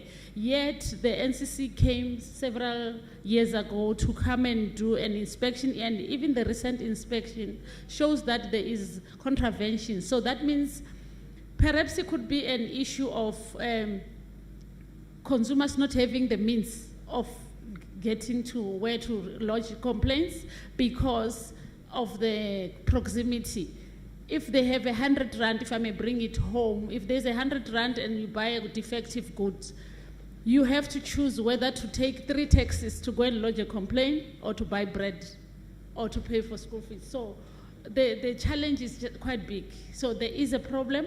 We are now coming into a space of wanting to identify what can we do together, who can we collaborate with to make sure that these services come closer to the people. You can collaborate with us. Okay. Yeah. All right, thank you. Thank you very much. I'll pose 2 questions. I've got a lot, but however, due to time, I've already said time is only Thank you, Chair. I think there are challenges. If you think about new things that are developing, like digital selling on digital platforms, consumers can easily be misled with the product or with the pricing with the product or with the pricing, and that's kind of a new area. So it is areas that have to be worked on, but I think there is already done, a lot is already done to reach the consumers, but as these new things develop, it gives new challenges. So I think we'll never be in a situation where we say, okay, there won't be any transgressions anymore. There will always be new things. And then we have to change the way we look at it or the way we handle it and try to address that as well. All right. I think it would be unwise of me if I don't ask this question, like I've said in the beginning, that due to the increasing digital, and interconnect we have and the techniques that we have to understand what we need to do in the future. But I don't think you'd ever meet that. You'd never meet that mark of equilibrium. You'll always be tailing behind until foresight comes into play. And I think as long as collaboration takes place, I mean, I take my hats off to the creation of the CPF. That is where foresight is getting developed. In short, I'm done. All right. No, thank you very much. All right. Yes, you can add. Yeah, so I do agree with my colleague that we are moving. However, the digital economy is still outpacing the law. So we are, in a way, finding ourselves in a position where we are reactive. Because, yes, we can't keep up. Every time you work on something, the criminals are also working on the way of how to curb or how to also intercept whatever is in place. However, I think we can maybe try and increase. He's already spoken about collaboration, but also maybe learning with making sure that our regulations or our interceptions are also on par with the rest of the world. Because I think we are copying a lot of, even from the criminal side, there's a lot that comes from the other countries.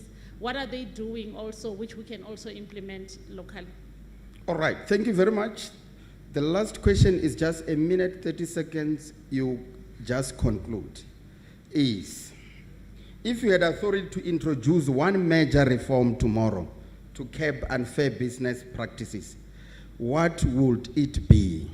It should not go beyond a minute, and then I won't give you a chance to conclude. I've passed 5 items, and then I will conclude in 3 minutes. Anyone can start? Thank you, Chair. I'll start here. In terms of Section 72, when the Competition Commission receives a complaint, it may refer it to various bodies, to ADR, agent or Provincial Consumer Protection Authority or whatever. But it also has the right to investigate a matter. So the one thing that I would like to see to change is that the CPA should change that if the Consumer Commission investigates, it's only for public interest. So if there's a thing that's happening to many people, then the Consumer Commission should investigate. If it's only one consumer, for me, I bought a refrigerator and it broke, then there's no investigation necessary. So if there's one thing that I can suggest, it is that Section 72 should have added for public interest. Thank you very much. On my side, I think I would want us to reinforce what my colleague has said, that all complaints should start at the level of ADR. Only trends and other identified malpractices in business should then go for investigation. However, for businesses, what I would like to see is that similarly to when the businesses get registered at municipalities, or for informal businesses at municipalities, or formal businesses when they go to CIPC, while they are registering, at the point of registration, let them also be told or know about the OMBAT. Let them sign up at that level so that we're not sitting with suppliers who 13 years later, after the code has been promulgated, they say they don't know about the code. So I think if we bring it at that level, it will help curb the problem. Thank you. I'll be brief. Thank you. I think you have a minute, not brief. You are brief within a minute. Brief within my a friend. minute, Thank okay. you. No, I think strengthen enforcement. For me, it's strengthening of enforcement, and when I say that, I mean we keep enforcement almost in-house. So if an order is being issued, that the execution of the order can take place in-house. Something like that for me would make a huge difference to the consumers. Thank you very much, colleagues. I will conclude in 3 minutes. We are within 30 minutes. We're supposed to have gone to an hour. And I just want to say, firstly, you have all heard what needs to be done. Remember, the topic that we were discussing is about curbing unfair business practices and also bring reform. So I think, Commissioner, for some times, I wondered why it is easy to transform and translate some certain things like a Bible, wherein you can find whether you speak Venda, you've got Bible in Venda, whether you speak Xhosa and Zulu, but we are failing to have, because we are failing to have also the consumer to also to be written in a language that those people that we are talking about who come from deep rural area can also understand. Issue of unfair business practices, it affects all of us, but it is more ways to the deep rural areas. And the question is, these terms and conditions, do they read and understand them? Do they understand really their rights? We said an informed consumer is an empowered consumer. The question is, are we really empowering them when after we are done with the workshop on their own, they cannot interpret and see how best can we confront the businesses on whatever unlawful that is against their rights? And again, our discussion today, it also showed that the issue of curbing unfair business practices, it doesn't only require legislations, it requires all of us to play a role. It's not about national NCC, it's not about tribunal, it's not about all the embargoes and regularities. All of us, we ought to play a role. One of the speakers was talking this morning to say, you also have a role to play. Minister also said sometimes our people become very difficult. As consumer, I can tell you the time when I was waiting in one of the restaurants by then, one person, each time when the madam arrived, she will tell me that this coffee is very much cold. And I don't know whether is it myself or maybe she wants to be served by somebody else. But one day I said, no, man, I'll fight with my supervisor and I don't want to be dismissed because I'm going to use this money. So she came, I had a plan. Said, no, this coffee is cold, but I could feel that it's very hot. What I did, I went back to the kitchen. The mug was blue. I brought cream white, but I poured that very same coffee to the other cup. And when I came, said, my son, this is what I want. In essence, I'm trying to say, when you return whatever that you are returning back to the shop, make it a point it's in the condition that you have bought. Some of us will become very difficult. You can start by drinking, you raise issues when it's coming towards the end. So we all of us here, we need to come together and play our part in making it a point that we fight this issue of unfair business practices. And again, in terms of empowering our regulators, gone are those days where we read everything. There's online businesses. Do they have really good capacity? Are they well capacitated to also deal with these things that is coming with cyber? Every day you wake up in the morning, you will need to be alive of what is happening on a day-to-day. But in short, I just want to say to the panel, thank you very much. And I'm glad that the policy makers, they've noted, and will try by all means necessary that we hold the necessary offices to make it a point that what we have discussed in helping and whatever that contribution that colleagues have been giving us since we started on Saturday. So in short, panel, thank you very much. And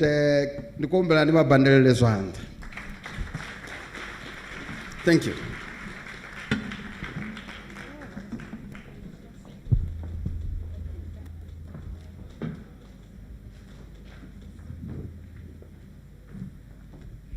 Thank you very much, Advocate Mangambi and panel 1. We are quickly going to call upon the second panel, panel 2. Members of panel 2, where are you? Okay, as they come, I want to say this. Ladies and gentlemen, it is imperative to note that unscrupulous business practices don't only affect or do not only have economic implications, but of concern is that some of the goods are hazardous to human health.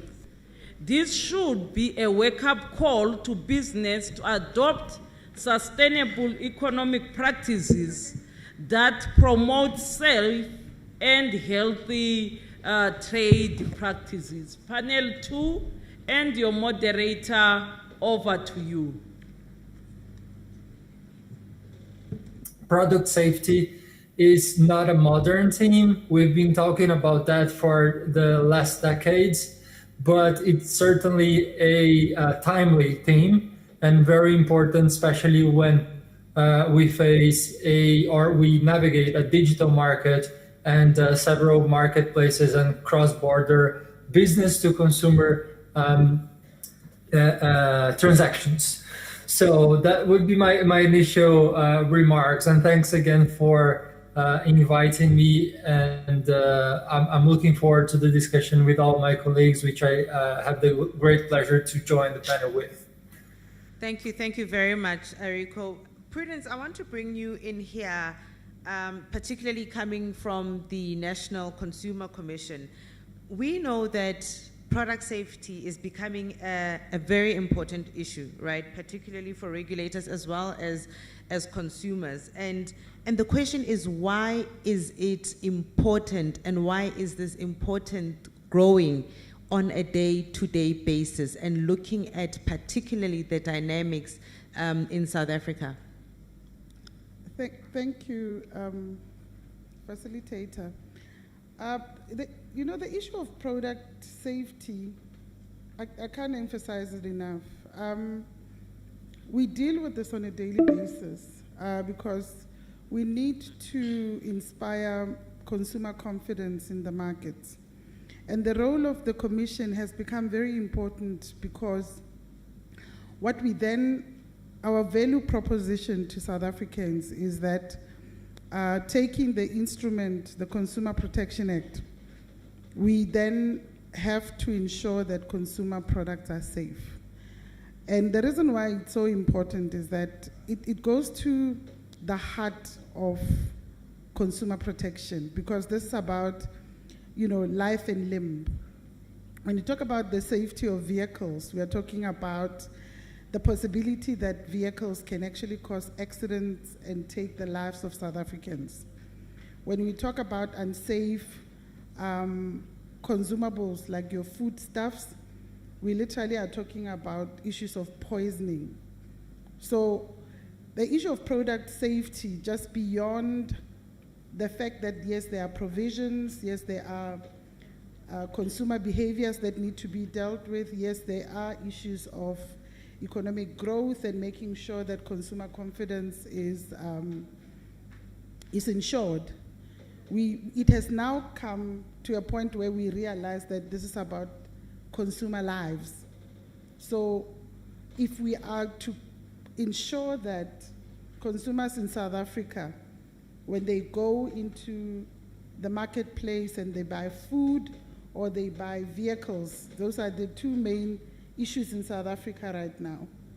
The majority of our cases that we investigate, the things that we recall from the markets as the National Consumer Commission, are motor vehicles and consumables in the form of foodstuffs.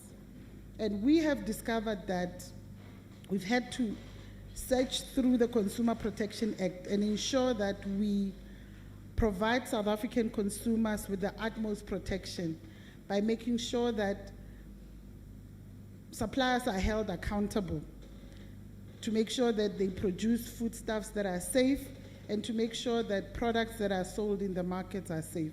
So it's no longer just about the issue of economic growth. It's more about, it has become an issue of life and death to keep our products safe in the markets.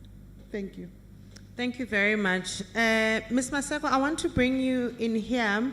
Hopefully you are unable to mute on your end.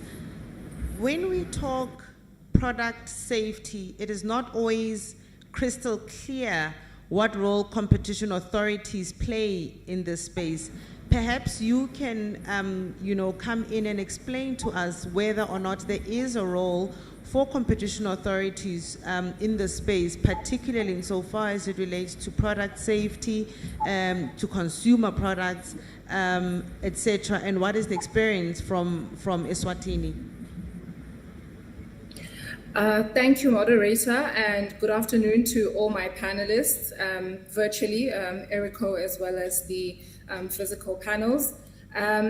For us as the Eswatini Competition Commission, like you rightly recognize, we have a dual mandate. We have consumer protection and competition enforcement as well. And when we look at product safety, we believe that it also has a touch of information asymmetry as well, because we have to address the imbalance that exists in respect to products being available to suppliers and consumers, which typically tips against the consumer and puts the consumer at a disadvantage.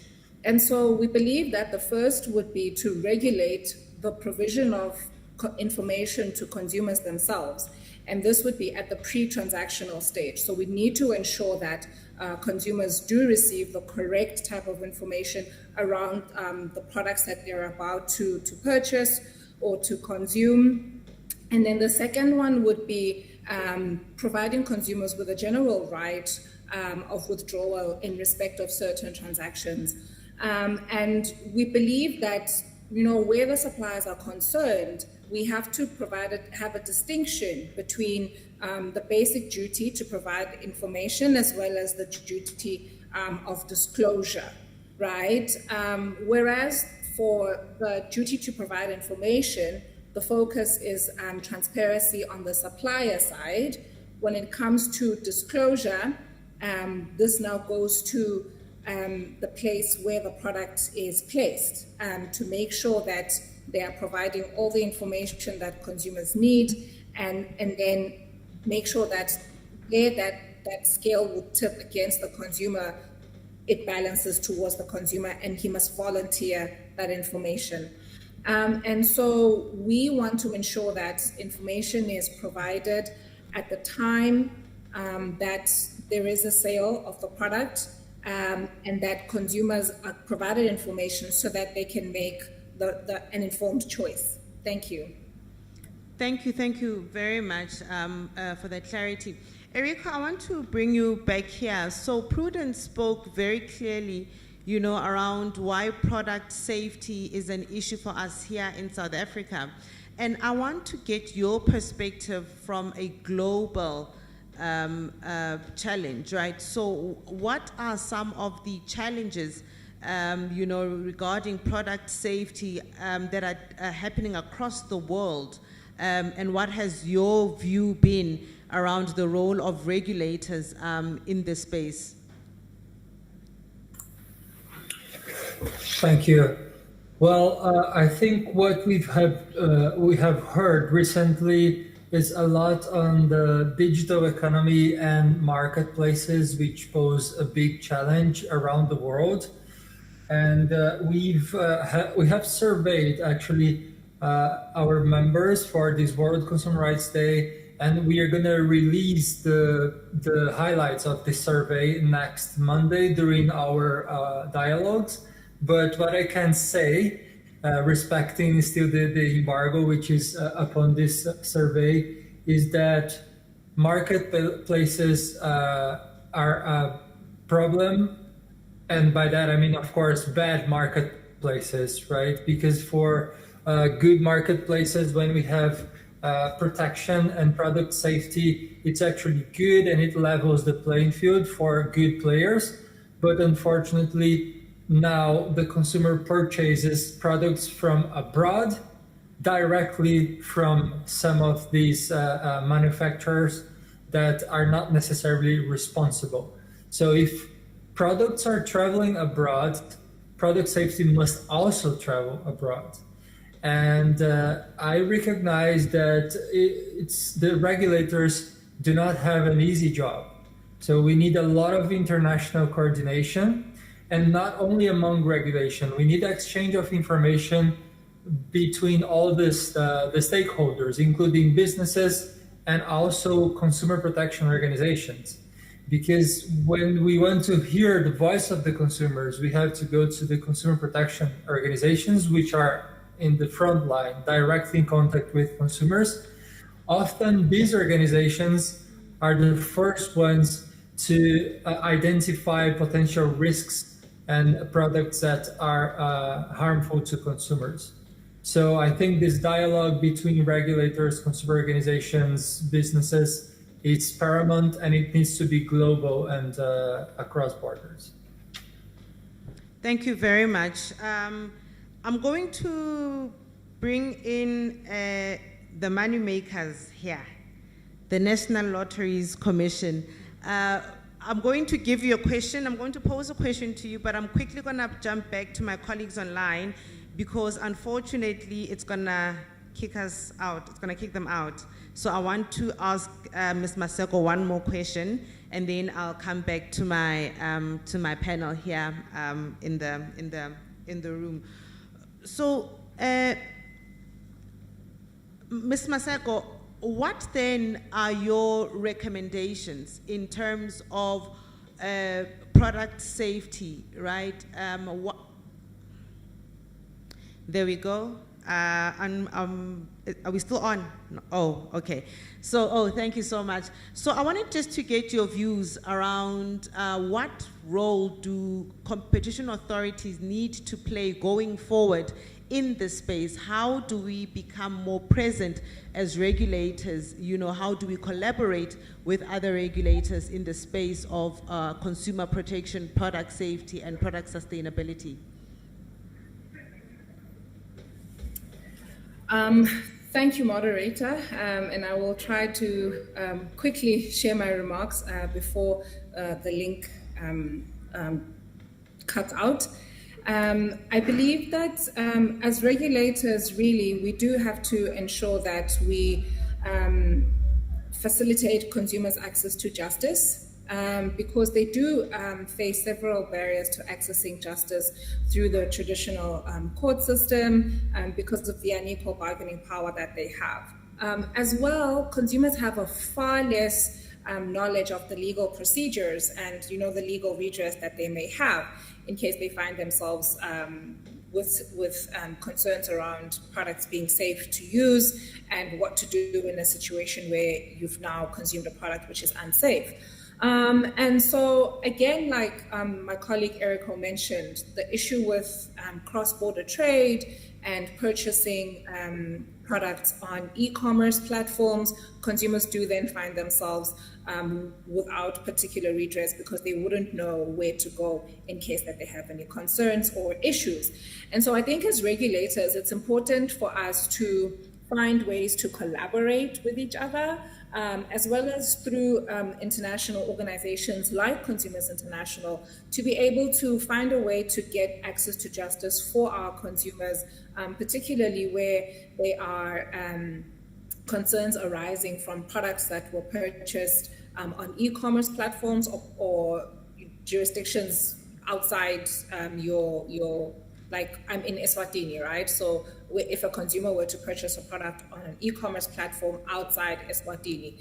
And so we have to leverage the collaborations that we have and the relationships that we have as regulators and as consumer activists to make sure that we give them this access to justice, they have redress, and they know what their rights are, even when they transact on global platforms.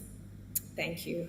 Thank you very much, Ms. Maseko. To yourself as well as to Eriko, thank you very much for joining us.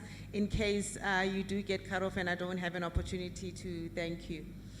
I'm going to go back to my panel in the room here. And I did say that I had a question to pose for the National Lotteries Commission, but I think also broadly for yourself, from the Gambling Board's perspective as well. When we talk product, it's easy when it's water, when it's something that you see and can touch. But when we're talking gambling, when we're talking lotteries, when we're talking gamery, how do you define those products as the regulator sitting here? And how do you ensure that these products go through the required scrutiny before they reach consumers? We can start with the National Lotteries Commission and then we can go to the Gambling Board.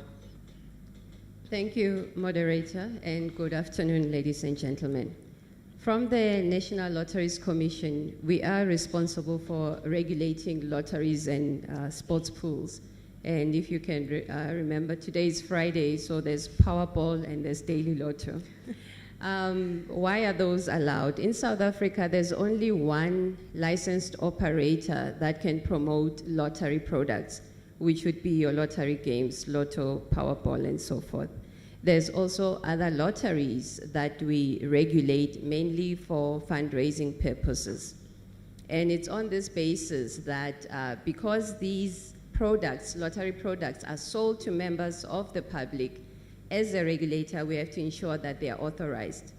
Firstly, that the company that is selling these products is licensed or is registered and recognized by the National Lotteries Commission.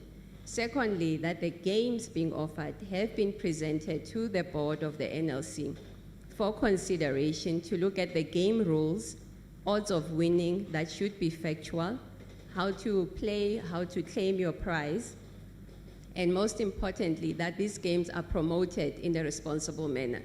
Hence, you'll always hear with the adverts for lottery products, remember to play responsibly, because it is a game of chance.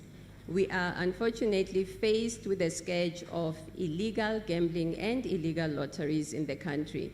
You would have heard with the media article that over R1 trillion is spent annually in South Africa on gambling products. So how do we ensure that as the NLC to protect the lottery players? Firstly is to make players aware of which lotteries are allowed in South Africa for members of the public who are over 18 years of age to partake in.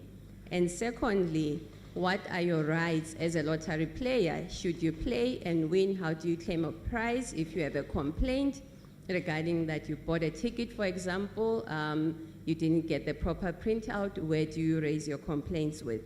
And education and awareness is quite important. One of the speakers was saying earlier that we fail to read as consumers the rules and regulations. There is a case in point that we are dealing with where it's let's call him Dr. Green. He sent an email complaining that he got an email that he won 10 million rand and he needed to pay a transaction fee to have his winnings paid over into his bank account. He claims to have paid over 66,000 rand to be able to clear the account. And the first thing we asked was that, did you buy a lottery ticket? He was quick to say, no, but I got an email that I won a lottery prize. So it goes to education and awareness to members of the public on what lottery products are safe, authorized, and approved for participation in South Africa. Thank you. Thank you very much. You can come in, Tate Lungile. Oh, thank you, facilitator. Look, I think that NLC has covered some of what we really do as the National Gambling Board. I think of most importance is that our environment is slightly different in that we are responsible for the National Gambling Act, the oversight on the implementation of that. But the real licensees in relation to who comes into the picture become what we call the PLAs, the Provincial Licensing Authority. Because then what you have to do in order to be in the space, you have to go through a certain licensing process that is conducted by the provinces. But before you get there, there are stringent licensing processes that you have to go through, either through the NRCS or you go through the SAPS. There are standards that you must comply to make sure that what you are going to be providing to the market, we know that that technology is supplied, it is designed, it is operated in a manner that makes sure that it is fair to the customers, and the customers also can be protected for that particular aspect. That's one of the most important aspects. But the issue is that you must make sure that those standards are actually applied consistently and across for those ones who are playing in that particular space. For us, that is important. The machines that are being used and everything else that is being used must have been checked, must have met those particular standards before it actually comes to the market. Then from the NGP perspective, we have the responsibility of making sure that there is compliance from the perspective of the PLAs. They comply with what are the requirements of the Act. They are able to respond to some of the challenges that may be coming in the operations of those, but also to make sure that whoever is going to gamble or is going to decide to play in a responsible manner, they do so responsibly, and they make sure that they get some time to rest. They have time to make sure that there are messages that actually stop them from making sure that they gamble on a continuous basis, and they gamble responsibly in a way. So there's a requirement that each and every casino or whatever that you actually have must have what is called a responsible gambling message, and those things are the things that need to be done in order to make sure that we prevent excessive gambling. What is called the illegal gambling, I think that NLC referred to, is generally a big problem. And the problem with it is that when you go to spaces where gambling is illegal, they're not properly registered, you don't have the safeguards of responsible gambling. So what ends up happening, you end up going overboard because there's no space of protection. Your details may be shared anywhere else, but also those winnings that you were supposed to get are not necessarily guaranteed. But also what we caution is that whenever you decide to go and gamble as a customer or as a punter, as we call them, you must make sure that you are doing it as a recreation and not as a necessity to substitute your income, so that that market where you are actually operating is also following those rules of making sure that the safeguards. Thank you very much. I think both yourself and Metin Zwalo have raised critical issues around consumer responsibility, but also consumer awareness. But Prudence, before we get to that, I want us to speak about the responsibility that suppliers have when it comes to product and product safety. So maybe let's speak to that quickly. Okay. Yeah, the Consumer Protection Act guarantees two rights in terms of the Consumer Protection Act. The right to good quality products, as well as the right to safe products. So when you look at Section 55 of the Consumer Protection Act, it states that consumers have a right to good quality goods that they're expected in terms of what the claims have been made. For example, if you're going to sell a product in South African markets, it has to be a product that is of good quality and is safe to consume. So in terms of, that's the basic right in terms of Section 55 of the Consumer Protection Act. And Section 55 also goes on to state that the products that are sold in the markets have to be of the, according to the standards in terms of the Standards Act. But it also goes further to say that not only must they be in terms of the Standards Act, but the quality of the product, it should be as expected. So it means that when you're going to develop a product and sell it in the South African market, you have to make sure that it is free of any kind of defect, it is not harmful, and it is of the quality that is generally expected in terms of that product. And also there's two sections of the Consumer Protection Act. I spoke to Section 55. There is also a section that we use for product recalls, which is Section 60 of the Consumer Protection Act. Section 60 of the Consumer Protection Act goes further than just stating the right of the consumer to safe and good quality products. It states that if a supplier picks up, either from consumer complaints or during production or after a product has been released into market, a supplier has a responsibility to recall the product. Now, in terms of how we implement this, suppliers would then quarantine the product. If they pick up that there's a problem with the product, they have a responsibility to quarantine the product, which means you hold the stock that is in the shops or that is still in production. Then the second layer of it is to make sure that products that are already in the consumer's hands are then returned to the store to make sure that then consumers receive the redress required. If you can look at the publications of our notices of recall, we always say, consumers, take back the product, even if you've eaten most of it, or you've used most of it. Even if there's just a little that is left, you don't need a receipt because the product itself is a proof of purchase. If there is a recall about a product that is, the description fits the description of what you have in your cupboard, you have a right as a consumer to take it back to the point of sale for a full refund. So far, since we implemented our guideline, we have not had problems where suppliers would come and say, we want to give half of the purchase price because most of the product has been eaten. We've always insisted on this, and people who are in the markets understand that that is the requirement from the National Consumer Commission. So what we then, another responsibility in terms of Section 60 is that they have to inform the National Consumer Commission. We have developed a guideline wherein we expect them to provide us with a notification of the recall. In the notification of the recall, they have to tell us how they have distributed the product. If you've sold the product nationally, you have to disclose that in our notification. You have to also disclose the risks that are associated with the product. And it's very important to state this if there's any business person in the room, because we've had to institute formal investigations on the basis that some businesses were not upfront with some of the things that are going on with their product.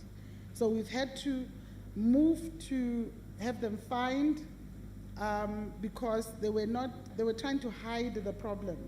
So they would want to come to the commission and play PR and say, well, this product is not necessarily unsafe, but we think, so, and then they then do not fully state what the risks are that are associated with the problem. So we've had to move with a formal investigation on the basis of that. And it's very important for business to understand this.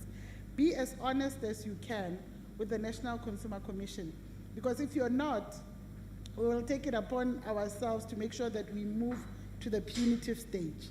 So suppliers have that responsibility. Notify your customers, notify the commission, quarantine the product, make sure that the product that is already in the consumer hands is returned for a full refund.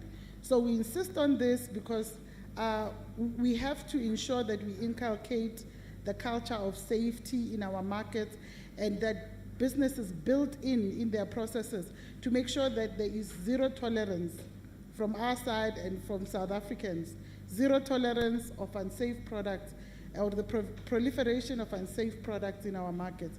We've also had to deal with international companies who have manufactured products for South Africa, and we've been able to deal successfully with them to make sure that we hold them accountable. As I think it was alluded to earlier, to say that we live in the global environment.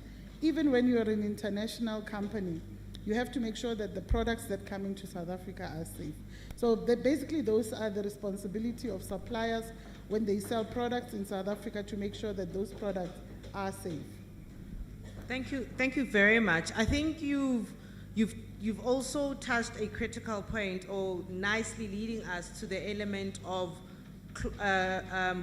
global products, right, or cross-country product and trading.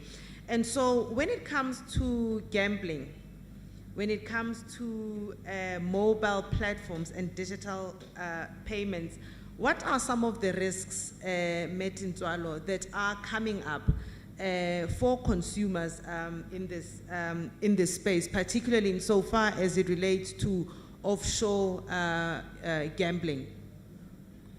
Thanks, Ms. Karabo.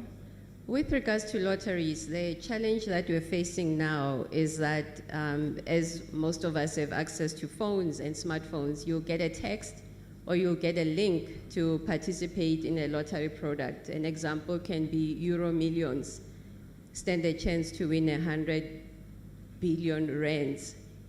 And the rule with lotteries is that they are only authorized in the countries where they operate from. The US Powerball, Euro Millions, the UK lottery, lotteries in Australia, you can only participate in those lotteries if you are within the borders of those countries where the lotteries are authorized. But because with the digital age and the almost non-existent borders, you have international operators or operators that are licensed outside of South Africa that are promoting their lottery products to South Africans. And that is not allowed. So those would be deemed as illegal lotteries. With the lottery, it has evolved from going to a shop, buying a lottery ticket. Now you can play lottery online through the banking channels, through the mobile apps and website and so forth. The same rules and regulations have to apply. And from the NLC side, we have to ensure that once an operator authorizes a bank or creates a mobile app for lottery play, the rules must remain the same as when you would buy a lottery ticket from a retail space. There's days and times when you can buy a lottery ticket. There's age restriction requirements. There's also issues of when you do win a prize, say for example, a lottery prize up to 250,000 rands. From the NLC, we have authorized that the money can be paid directly into your bank account. But that is also subject to that client having passed the FICA requirements, either from the mobile app site, the lottery website, or from online banking. If there's a price over 250,000 rand, that's where you need to verify the identity of the player, verify their banking details, proof of banking details, because there's also issues of money laundering that we have to prevent as lottery regulators. So the same controls that would apply with the South African National Lottery and the sports pools would have to apply in the digital space as well. And that's where we also create that awareness to say just because you receive a text, you receive a notification that you can participate in a lottery in a country other than South Africa, that lottery is not authorized to be operated in South Africa. And that doesn't afford protection for the players, unfortunately, because we've had an instance where a gentleman, South African, he came to us, he said he usually does business in Namibia. He participated in an online lottery. He won a prize. He was told by the operator, just continue playing a number of draws, and once your winnings reach a certain amount, then we'll transfer those winnings into your bank account. So this is where with the online market and online lotteries that are not authorized in South Africa, that's where the players get tricked and participate in unauthorized lotteries. So that's where we need to continue to emphasize awareness on members of the public on which lotteries are authorized in the country. Thank you.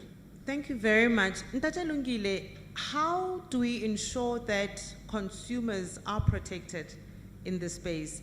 But also, how are we ensuring that we are raising awareness to these consumers around, one, their rights, but also their responsibilities when it comes to issues such as gambling, lotteries, and particularly when it comes to engaging with online platforms? Look, I think that in South Africa as it is now, the National Gambling Act allows some forms of gambling to take place online. And that forms of gambling is mainly sports betting. That is what is actually allowed online. So the responsibility we have is to make sure that we deepen our education, public education programs, so that customers and those who engage in gambling have an understanding of what is it that is lawful in South Africa that they can be able to play, and what are the conditions for those plays that they're actually going to be having. That's the first part. The second part, there are areas of customer protection that you must always look at. I think there are self-exclusion programs that currently, I think it's mainly the operators who are having that. I think that there is the one for national is actually coming. I think there has been a proclamation or publication of what is going to be a self-exclusion register that we have. But also the issue of the betting limits that you must actually come through and put through in order to make sure that you protect the customer.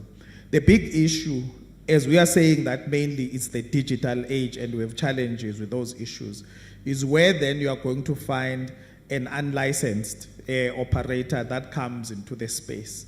Now, we have a responsibility to make sure that we close that space, we block the space, so that the customer does not have access to those unlicensed operators in our space. It's a project that we're working on now to make sure that we're able to do that at the national level, but it requires the response, it requires all of the partners that we must have in the space to work with. For example, when you have to play with the foreign one, you have to pay via your account, obviously, and they must pay you back via their account when you actually win. Now, the Reserve Bank becomes important in that instance. The banking sector becomes important in order to close that space. But where you gambled illegally with an illegal operator, we confiscate that money as the NGB, and we make sure that you are unable to get that money because you gambled illegally. That money is forfeited to the state. Where we find that you gambled with an operator that is allowed, we take that money back to you. I think that is one of the aspects that we do. But we have also a challenge of the corner shops that are supposed to be internet cafes and other things that are actually driving or are operating as gambling casinos, if one was to put it there. Now, that work is the work that we do together with the South African Police Service, the provincial licensing authorities, and all of the other partners like the Film Publications Board to make sure that those are closed and they are brought to the attention of the law enforcement agencies so that they don't open again. And I think that there's one or two provinces that are succeeding very well in dealing with those aspects and make sure that there's permanent closure. So the job is for us to make sure that it doesn't happen and we block everybody who is supposed to be operating illegally in the country and allows those that are legal that are there. So those ones that are legal are able to protect your consumer or your customer because they are held accountable. You can complain to the NGB, you can go and complain to the PLA, you'll be able to get the assistance in order to make sure that you are protected properly. But outside, you're not going to be able to be protected because those people are not in our space. They are actually violating even their license conditions because they are not allowed to go and do operation in the other areas where they are actually not licensed. So I think that those are some of the things that we must always pay attention to, and those are the challenges that we're facing, but that's the work that we're also dealing with in order to protect the customer or the consumer, as it were. Thank you very much. We are going to wrap up, so I'm going to give my panel members about a minute each to really speak to the shared responsibility on product safety as consumers, as suppliers, as regulators. What is it that consumers that are sitting here today, that regulators that are sitting here today, and that suppliers that are sitting here today need to know about their role when it comes to product safety. I just want to check if my panel members that are online, Errico, if you are able to come in first, perhaps just to give some of your remarks, your closing views around the issue of shared responsibility.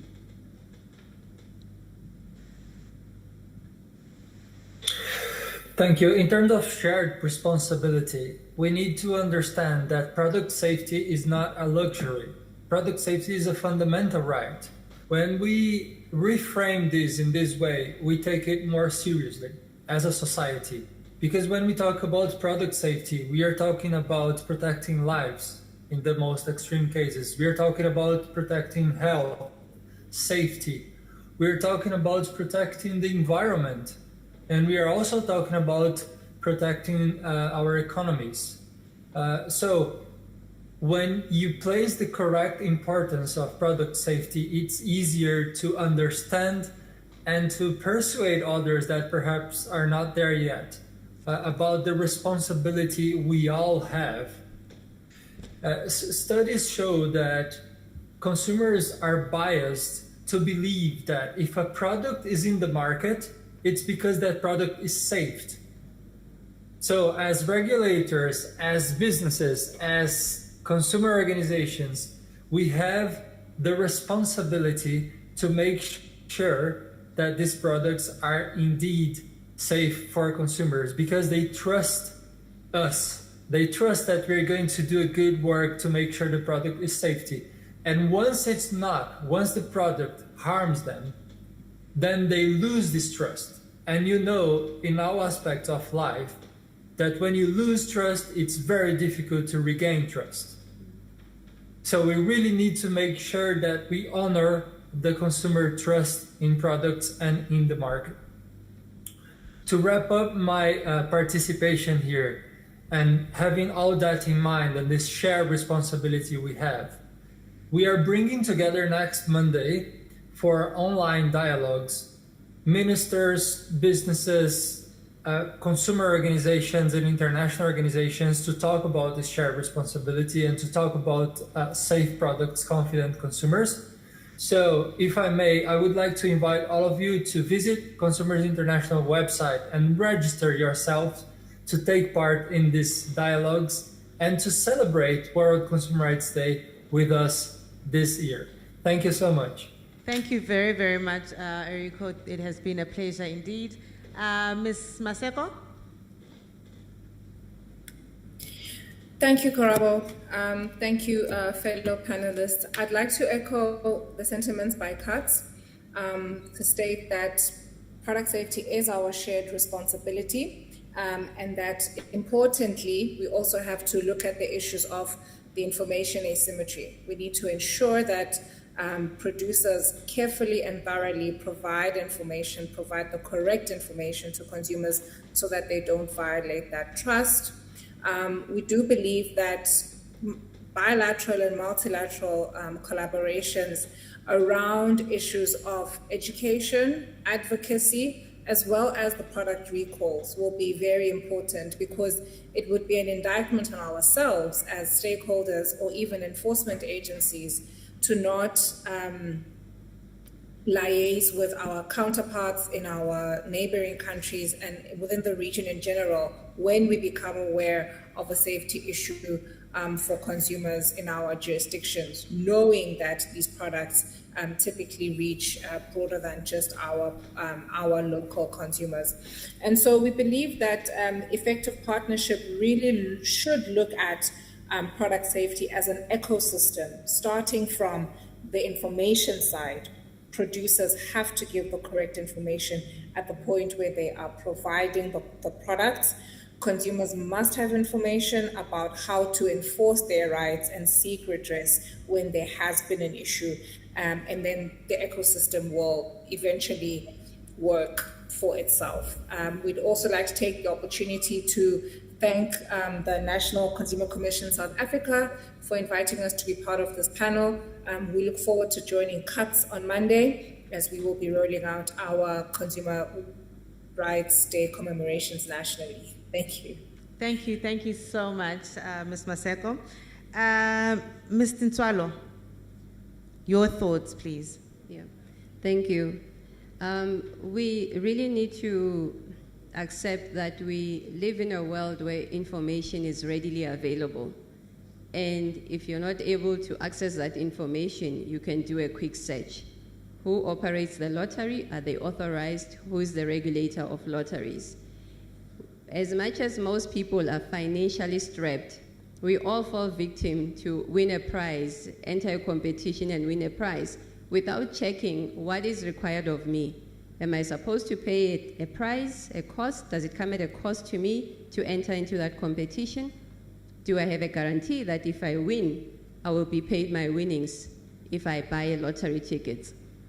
And that is the responsibility of all of us to ensure that as much as we are financially strapped, let's look at what are my rights and how am I protected? And take the time to just quickly read the terms and conditions to ensure that we do not fall victim to illegal lotteries, because those are promoted daily. If you can just do a quick search on the word lotto, you will have so many sites and so many apps that are available for you to participate in lotteries that are not or may not be authorized. So it's just that moment to just take 5 minutes and read what are the terms and conditions before you buy a lottery ticket, and making sure that it is authorized. From the National Lotteries Commission, we remain committed, as is required by the Lotteries Act, that we create awareness on provisions of the Act, that we do public education and awareness.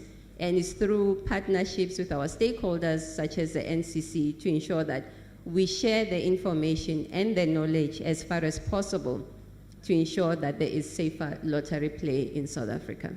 Thank you, Ms. Karabo. Thank you very much. Ntate Lungile, it's Friday today. Sports bettors are getting ready. I heard my colleagues saying something about Miropa.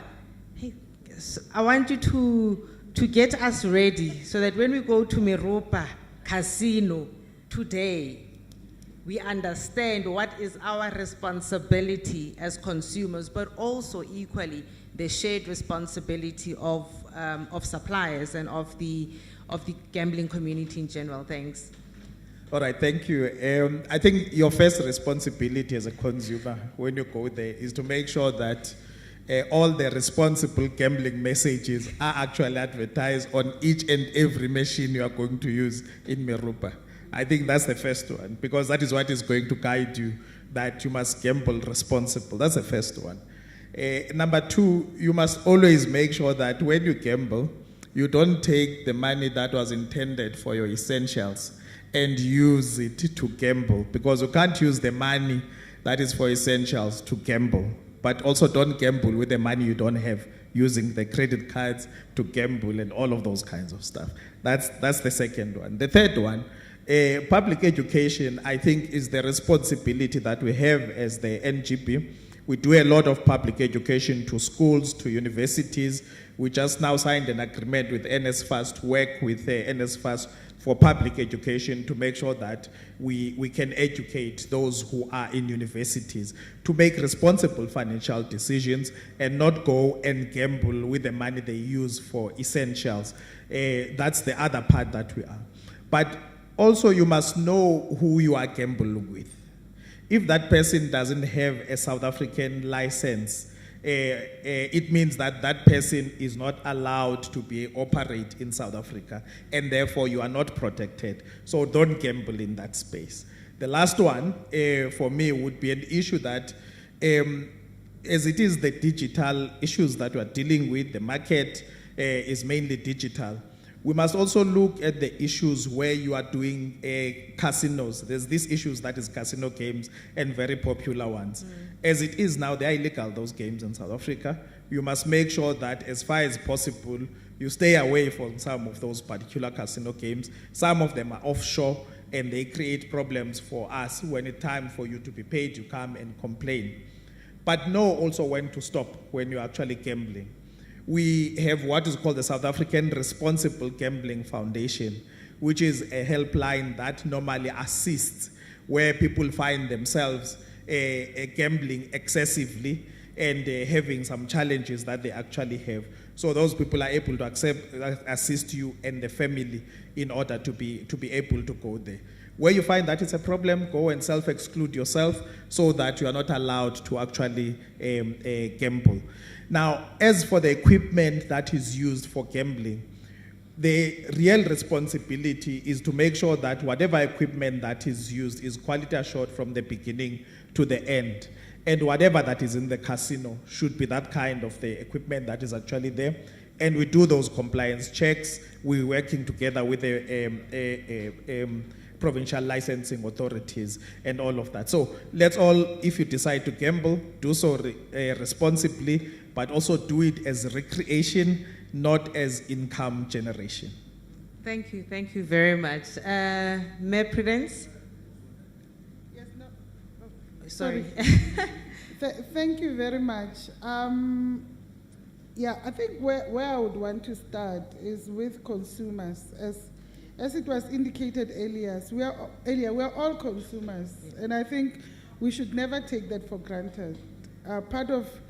As regulators, as institution leaders, everyone is a consumer.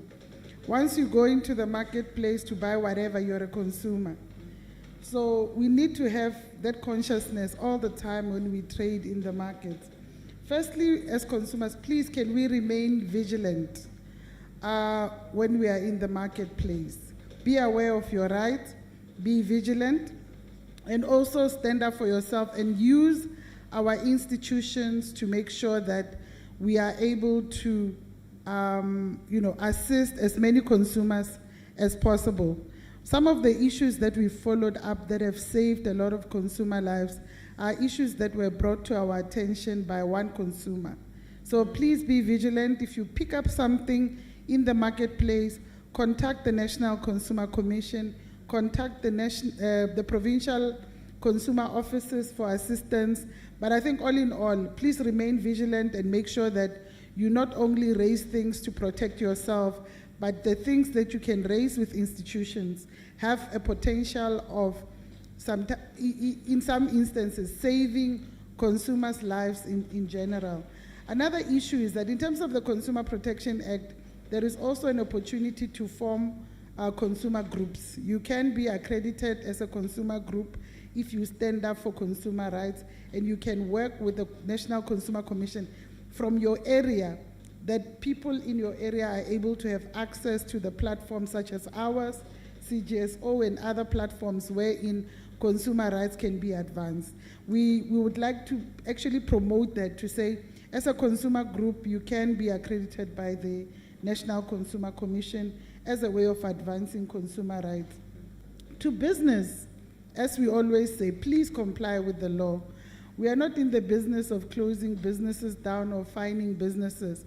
If you do the right thing, you would not have a fight with the National Consumer Commission. And also, the second part for businesses, please do not cut corners. Make sure that you even follow your own specifications. We were speaking with the NRCS acting CEO just now to say that suppliers need to actually make sure that they stick to their own specifications, because some of the recalls that we find are because suppliers are not sticking to the specifications. The ingredients that they have told the NRCS and other regulators that that is the makeup of our product. Stick to that and you will stay out of trouble. And also, I think, please be upfront. Talk to the National Consumer Commission, notify us. Product recall platform is actually meant to give you space where there is no adversarial kind of approach by the National Consumer Commission.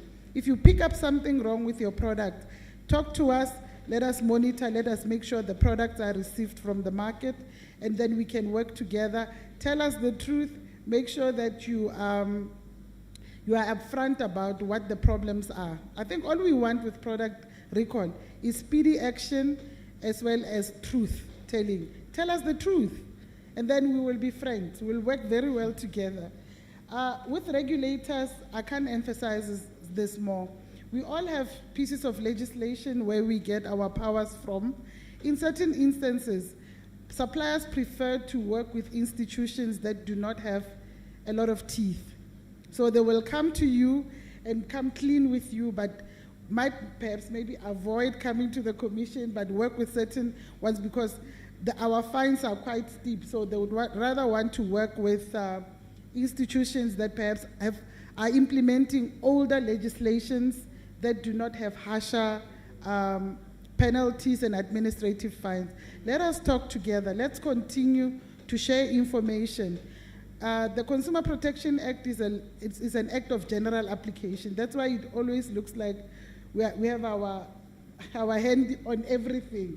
So let's all talk together. Let's work together as regulators to ensure that we protect consumers. But where we can, if we can please also share information about suppliers that you are dealing with to make sure that they are not running away from harsher penalties or even responsibilities in terms of certain legislation. And then we will be able to win the fight. Thank you very much. Thank you so much. I am not going to waste a second more trying to wrap this up. Let me take this moment to thank my panelists, to Ms. Maseko and Erica online, and then here in the room, Ms. Tintswalo, Tate Lungile, as well as Ms. Prudence. Thank you so much for sharing all of that, that insight, and I think as regulators, let's go out and definitely do the work that we are meant to do. Let's collaborate and let's ensure that we raise sufficient awareness. Ladies and gentlemen, it's been an honor. Thank you.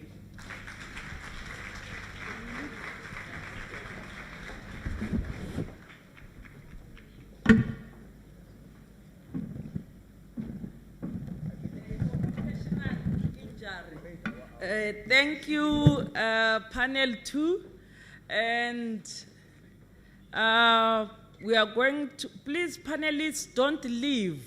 Do not leave for now, just hang there. We are going to take the pre-recorded messages, 3 of them. Afterwards, we are going to hand out the gifts. I'm told the people who hand out the gifts will be Mr. Ramarumo and Mr. Mutine. Please be ready, Mr. Ramarumo and Mr. Mutine, after the pre-recorded messages. Media, please. Those 3 messages, the last ones.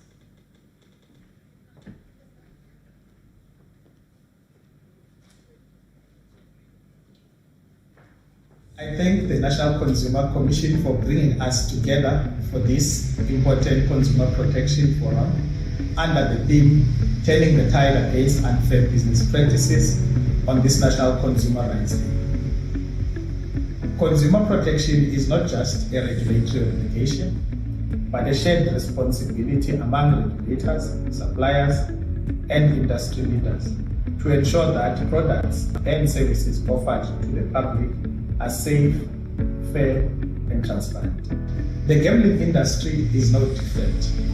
Gambling products must operate within strict legal and regulatory framework designed to protect consumers from harm, exploitation, and misleading practices. The National Gambling Board works closely with provincial regulators and industry stakeholders to ensure that gambling operators and suppliers uphold the highest standards of compliance and accountability, in turn building trust in a well-regulated environment.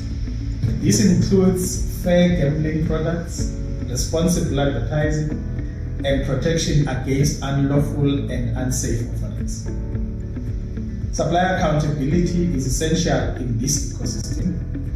All participants in the value chain, from operators to technology providers, must ensure safety, integrity, and compliance with products introduced in the market. The collaboration between regulators and stakeholders across various sectors is mandatory to strengthen consumer protection across sectors. As such, the NGP remains committed to working alongside the National Consumer Commission and our partners to ensure that consumer rights are protected. I am Lungile Dukwana, the acting CEO of the National Gambling Board. Thank you. The Council for Medical Schemes supports World Consumer Rights Day 2026 campaign, turning the tide against unfair business practices. As a consumer body ourselves, tasked with protecting the interests of medical scheme members, we also investigate complaints and resolve disputes. Aligned to the 2026 theme of curbing unfair business practices, the Council for Medical Scheme conducts routine and commissioned inspections on the affairs of medical schemes. This is to ensure that medical schemes comply with regulations and practices of good governance. Thanks to the National Consumer Commission for bringing consumer affairs to the heart and seat of protecting the most vulnerable in society. With that said, I wish you a successful program ahead.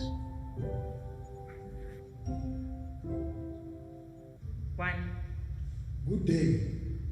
I'm Professor Zoro Mranda, Chief Executive Officer of the Consumer Protection Commission of Zimbabwe.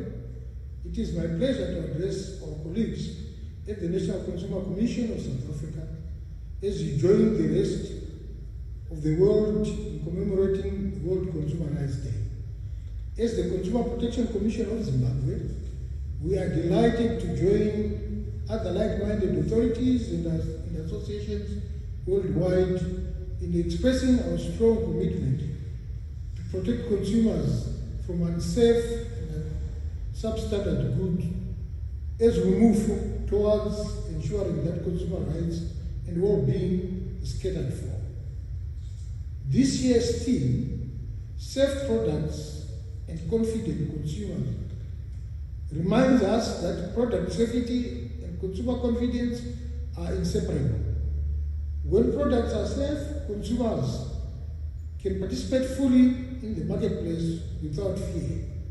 In Zimbabwe, we have strengthened safety standards, stepped up market surveillance, and expanded public education to help consumers make informed choices. We value our partnership with the National Consumer Commission of South Africa and other regional partners in enhancing market intelligence, harmonized approaches, and protection of consumers across borders. On this World Consumer Rights Day, let us renew our commitment to robust enforcement, transparent information, and empowering consumers with the tools they need to make safe choices. Together, we can ensure markets deliver products that are safe and trustworthy. On behalf of the Consumer Protection Commission of Zimbabwe, I send our best wishes to the National Consumer Commission of South Africa as we celebrate this important day in the global calendar of consumers across the globe. I thank you. Good day.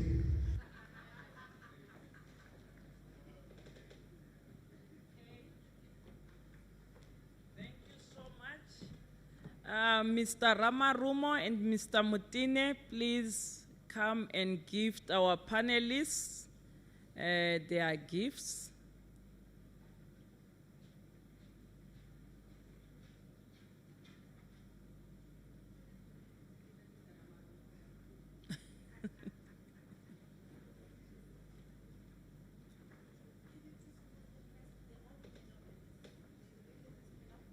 Okay, first panel members, I'm looking around.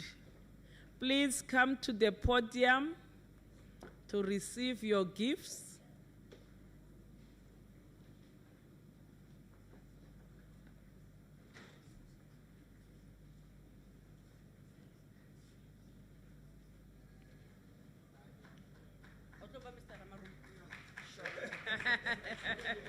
Yes.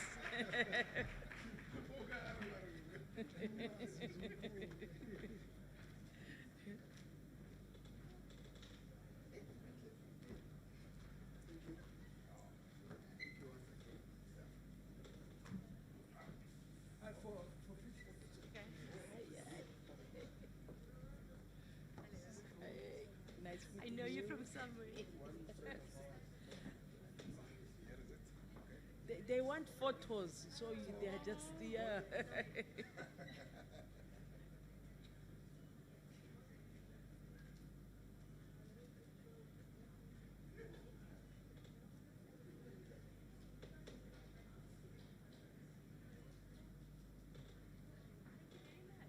Okay, thank you. Panel discussion 1 members. Let's call the panel discussion 2 members. Please come and receive your gifts.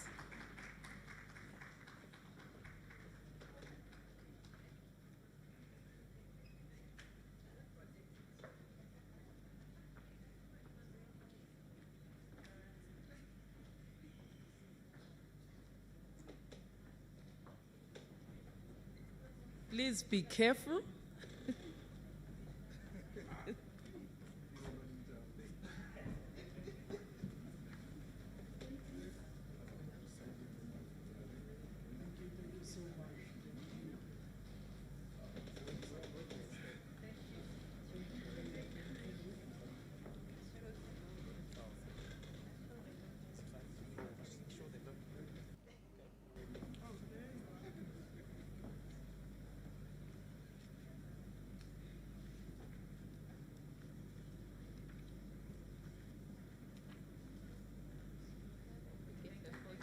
Thank you so much. A hand of applause.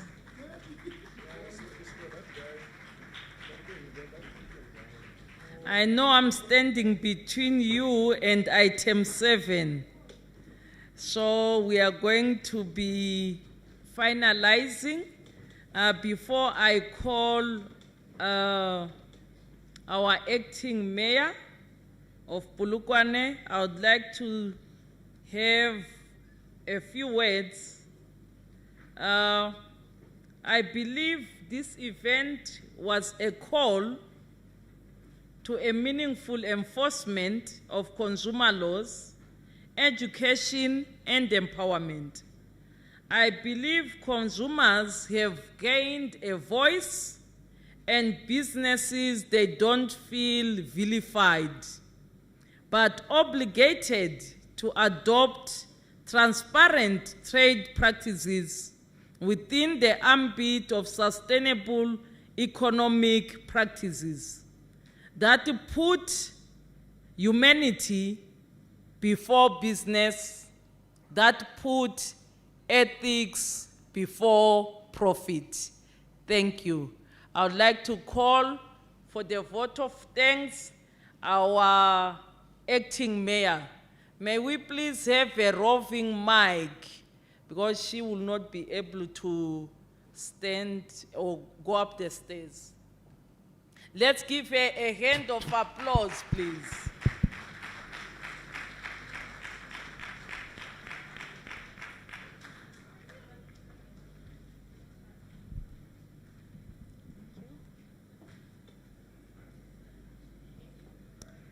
Good afternoon, Program Director.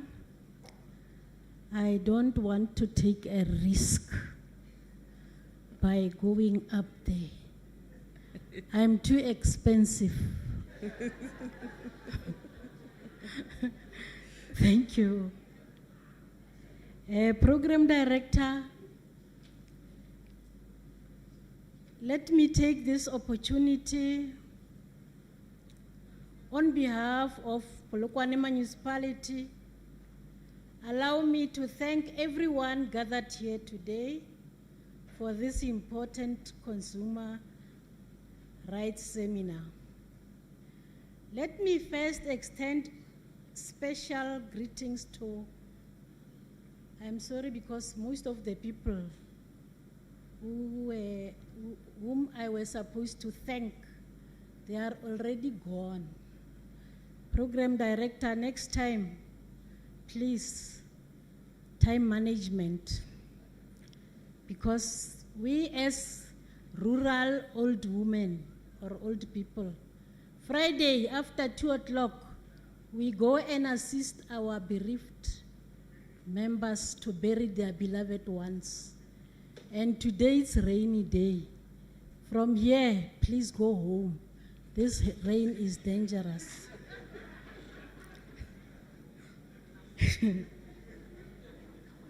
Let me extend my special greetings to the Honorable MEC for the Department of Economic Development, Environment and Tourism, Ntate Shitereke Matibe, and also the Deputy Minister, and each and every important, very, very, very important guests or everybody gathered in this house. We are honored by your continued commitment to empowering consumers and strengthening our local economy program. Program Director, in the interest of time, I wish to indicate that I stand on the protocols that have already been established. Today's engagement was very important for our committee, for our communities. Consumer awareness and protection are fundamental pillars of a fair and inclusive economy. When consumers understand their rights and responsibilities, they are empowered to make informed decisions and to participate meaningfully in the marketplace. As the city of Polokwane, the city of stars, we continue to supporting initiatives that protects consumers, that promote ethical business practices, and ensure that our economy works for everyone.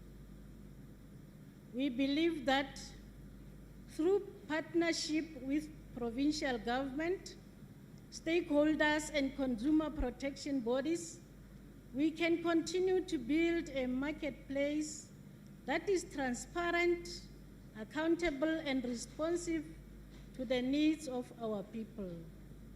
Once again, Program Director, I welcome you all to Polokwane, the city that is naturally progressive.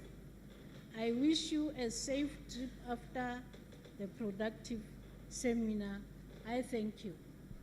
Thank you so much, our acting mayor, Nimuzwila ngithi kuthiwa go home. I don't know where you are going, but just go home. Okay, I have a few announcements from the organizing team regarding item 7. I'm told people who are going to go to the staff cafeteria are the dignitaries, university management, guests with tags, every delegate on the program, and panelists, and university staff. I'm told you are to park your cars by School of Law R block. And then VK Dining Hall, university staff and academics, administrators, security officials, and our marshals. VL Dining Hall, guests with meal tags, and students. Okay, there's another one. The media people must also go to VK Dining Hall. The members of the SAPS should also go to VK Dining Hall. I'm told there are marshals, maybe the marshals for VK and VL. Can we have one individual each come up here? Marshals for VL and VK. We need, please. Okay, I see VK coming. We need VL.